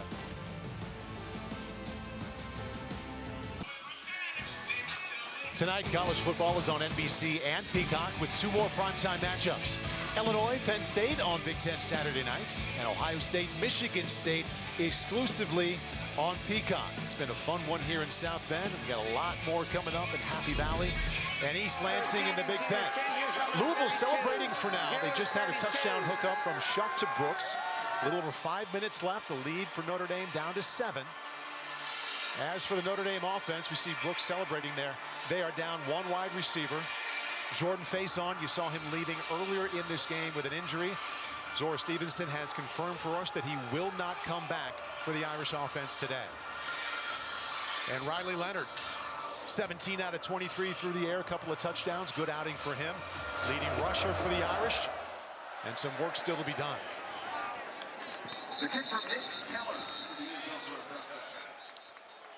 And this is a big moment right here for Riley Leonard. Has really played well, both as a runner and as a passer today. And if you remember, his last game when he played at Duke was against Louisville, and it was not a good outing. So he has to feel good about what he's done up to this point. But with 5:17 to go, this is what the game is all about. You're up one score. You've had a lot of success doing a lot of different things as an offense, but here it is. This is crunch time. This is what quarterbacks get paid for, so he needs to come up big, and I would anticipate Denbrock using him as a runner, also moving that pocket to get this drive started. And on this drive, got to keep in mind, Louisville cannot stop the clock, so if the Irish get it going and move the chains, they can bleed a lot of that 5:17. Blitz off the end coming. Leonard, the top rusher for Notre Dame so far, picks up 3 right up the middle. Marcus Freeman said during the week that I want to share once again, I want to relive the Louisville loss last year at Louisville. Injured Louisville player on the field. Not his motivation, but his teaching. And I want all the team to feel the pain. Timeout on the field for an injured player of the defense. Showed a handful of plays on Tuesday to the entire team. Showed 6 or 7 on Wednesday. And Jason, he said a couple of things. If we're going to learn from this, we got to feel it all together in order to grow. No doubt. And it's a tricky thing as a coach that you have to look back and learn from your experiences. And for Notre Dame, it's the Louisville game from last year. It's the Northern Illinois game from this year. And you want to maintain that bad taste in your mouth to play with that edge that we're talking about. But then you balance that as a coach with, hey, we got to let the pass go by, clean the slate, and play this play. And it's a tricky thing for a head coach. And Marcus was balancing that all week long. We went into the facility. They're playing the game all day long. They wanted the team to go through that and learn from it, and then maintain that bitterness, that feeling they had once they left the field, and then show up today. And they played with that edge we're talking about. But again, nothing matters up to this point. 5:03 to go. You're up a touchdown. It's what you do now that matters, and we'll see if the Irish can respond. Injured safety for the Cardinals, M.J. Griffin, walked off the field. And back to that point, one more there on Marcus Freeman sharing that loss one more time. Riley Leonard raised his hand and said, I'm right here with you. His final game at Duke was a game he got injured against, going up against this Louisville defense. His offense didn't score a touchdown. He was less than 50%. He has his own personal pain against this red and white D. Coming together with the Irish, and they all try to get back against Louisville here today. And you hope that pain turns into a chip on your shoulder, and you play the game with the edge we're talking about. We have not seen Jadarian Price, normally the second punch there to Love. It's been Aeneas Williams, the freshman tailback, and he's in the game now too. This is more Riley Leonard, and Leonard out near the 30-yard line, brings up 3rd down. And we see this, there's 11 guys around the line of scrimmage as we come up to this big 3rd down here at the end of the ball game to see if they can keep this drive alive. We've seen 2 Riley Leonard runs, and he is wincing coming out in this thing. Interesting to see. Remember, Riley Leonard went out of the game earlier for a play. This is too big a moment. If I'm coaching over there, let's bang the timeout and let's give him a chance to take a breath. Got hit on the side on that right knee. Play clock down to 2. Take the timeout. There we go. Clock stops 3:38. Notre Dame takes its first time out of the half with 30-second timeout.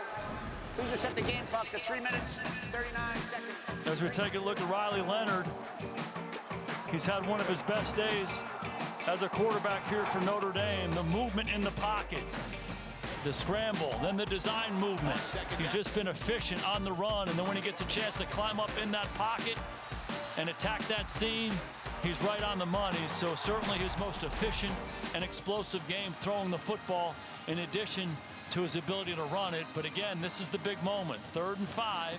They have to maintain possession here. Paul, you touched on it. Louisville out of timeouts.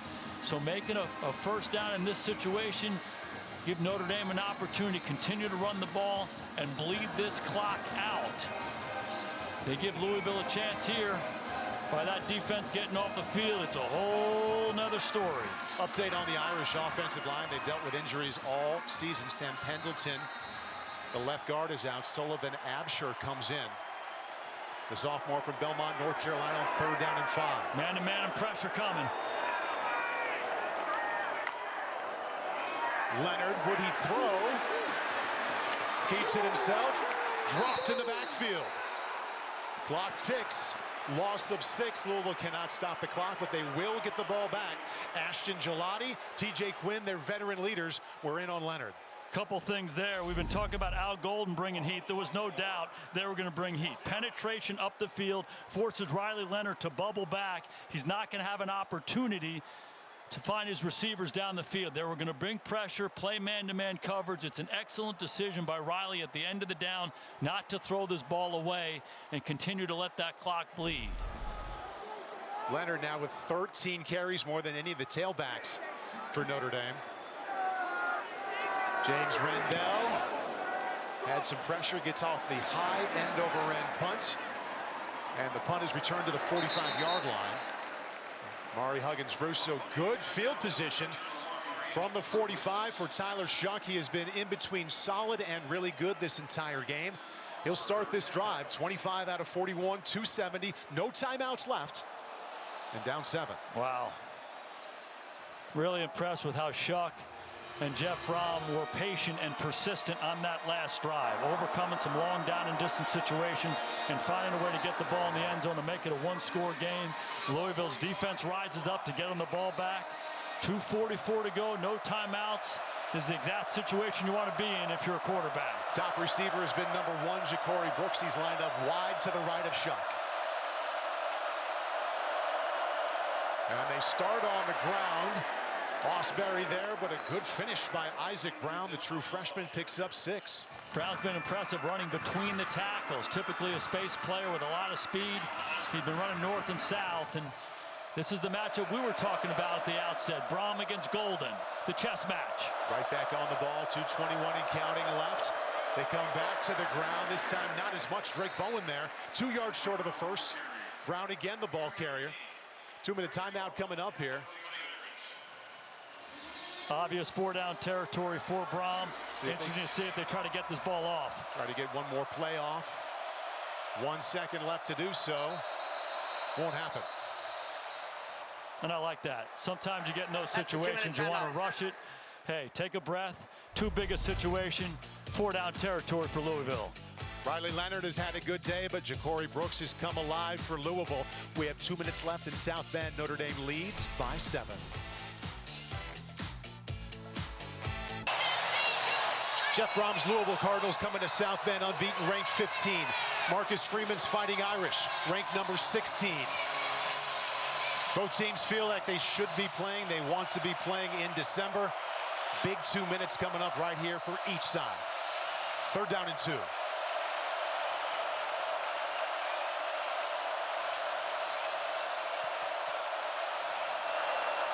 Shuck hands off again. It's going to be right at the sticks. Donald Chaney with a good fight at the end. I think it's going to be short. Again, Louisville cannot stop the clock ticking. 147, 146, 4th, less than a yard. 4th down today, they're 0 for 3. First things first for Louisville, get the 1st down. Anticipate them running the football here, but that clock is ticking. 0 for 3 on 4th and quarters 1 through 3. 1 for 1 in the 4th. And here's the game for them and the chance to continue it.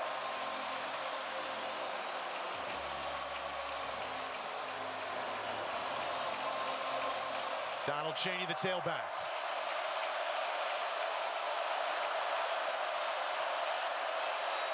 Quarterback sneak. Play clock was winding down. It was down to 1.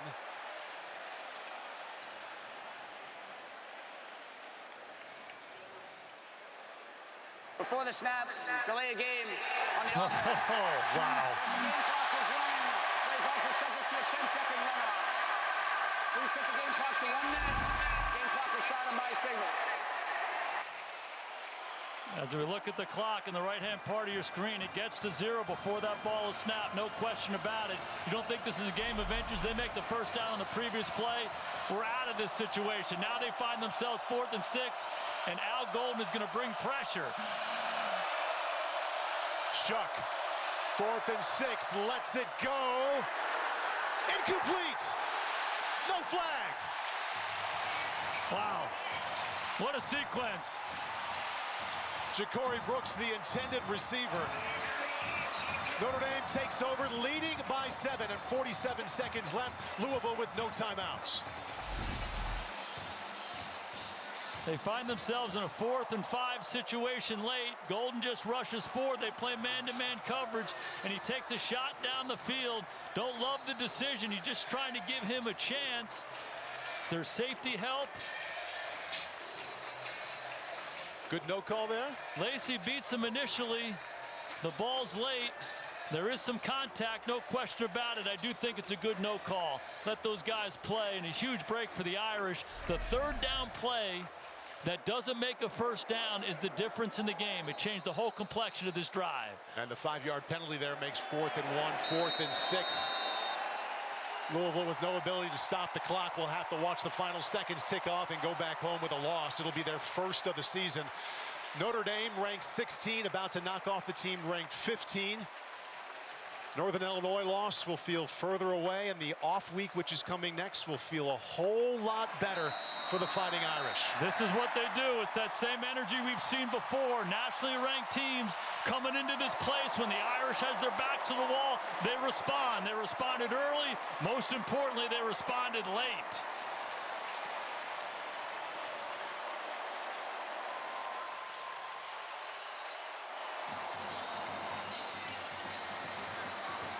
Tyler Shuck with a good effort, but he is bested by Riley Leonard, who had the combination of run and pass.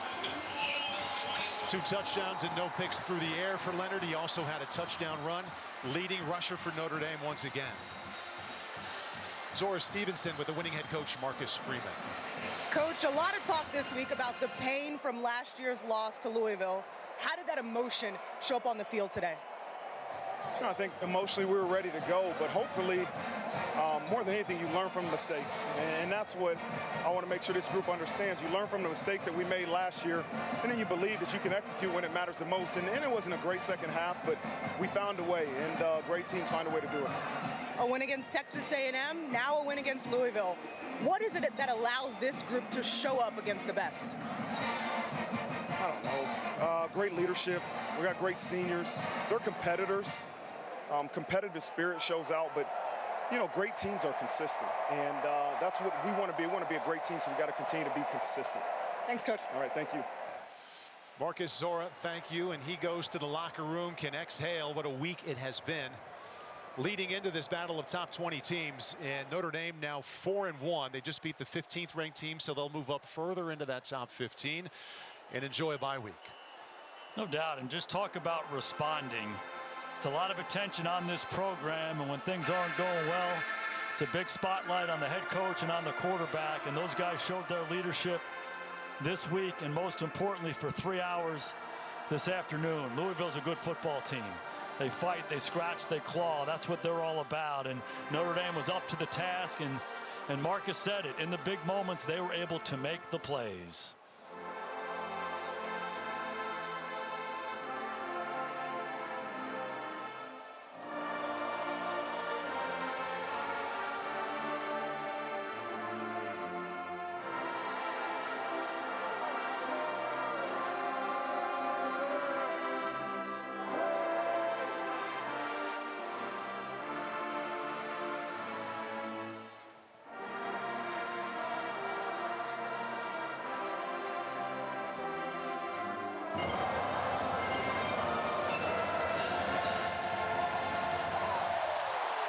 You see Riley Leonard singing there? He's learned that song already. Yeah.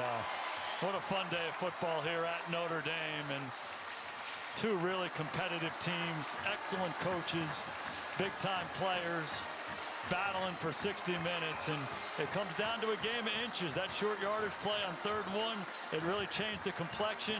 Notre Dame's defense responded. That was his quarterback coach, Gino Guidugli, smiling and hugging to celebrate this win. Xavier Watts is with Zora. Hey, Xavier, coming into this one, you knew that Louisville was going to take some shots up the field. How did you all showcase the talent that you have in your secondary? You know, we just prepared all week. We know they were going to take shots. Last year, they took a couple shots against us. So coming into this week, we knew they were going to take shots, and we were ready for it. So. Coach talks about consistency. He talks about not beating yourselves. What kind of step did Notre Dame football make today? We took a good step, you know. Like I said, it was a big win. We knew Louisville was going to come in. They're going to give their toughest, but we've still made a lot of mistakes. We still got to clean up a lot of stuff. So this is just the lowest that we can get. So every week we're going to keep improving. So it's a great win, but we still got to clean up some stuff. Thanks, Xavier. Thank you. Appreciate it. Zora, Xavier, thank you very much. Go back to 4 hours ago, Jason. You talked about the edge and grit Notre Dame needed to win this game here. Now that they have a 7-point victory, what will be your top takeaway? Well, it's the leadership. The leadership not only from the coaching staff, but from the players. The big-time guys stepped up. He's one of them. Xavier Watts, one of the best defenders in the country, had a big takeaway in this game. Riley Leonard showed up big. Riley Mills at the end of the ball game showed up. So the senior leadership, they're the guys who set the tone for them and made the plays in the big moments. And now the lesson needs to be learned. They had a huge win against A&M in week 1, and they came back and they faltered against Northern Illinois, a bye week next week, and then Stanford comes into this place, and Notre Dame has to maintain that edge and stay in the moment if they want to have the success over the course of this season. A lot of talk about defensive coordinator Al Golden and what he did second half. They held Louisville to less than 2 yards rushing per carry. And Notre Dame wins the turnover battle here, something they didn't do in Louisville last year. Tonight, college football is on NBC and Peacock with 2 primetime matchups. Illinois, Penn State on Big Ten Saturday night. Ohio State takes on Michigan State exclusively on Peacock. For Zora Stevenson, Jason Garrett, our entire crew, I'm Paul Burmeister. Thanks for being with us today in South Bend.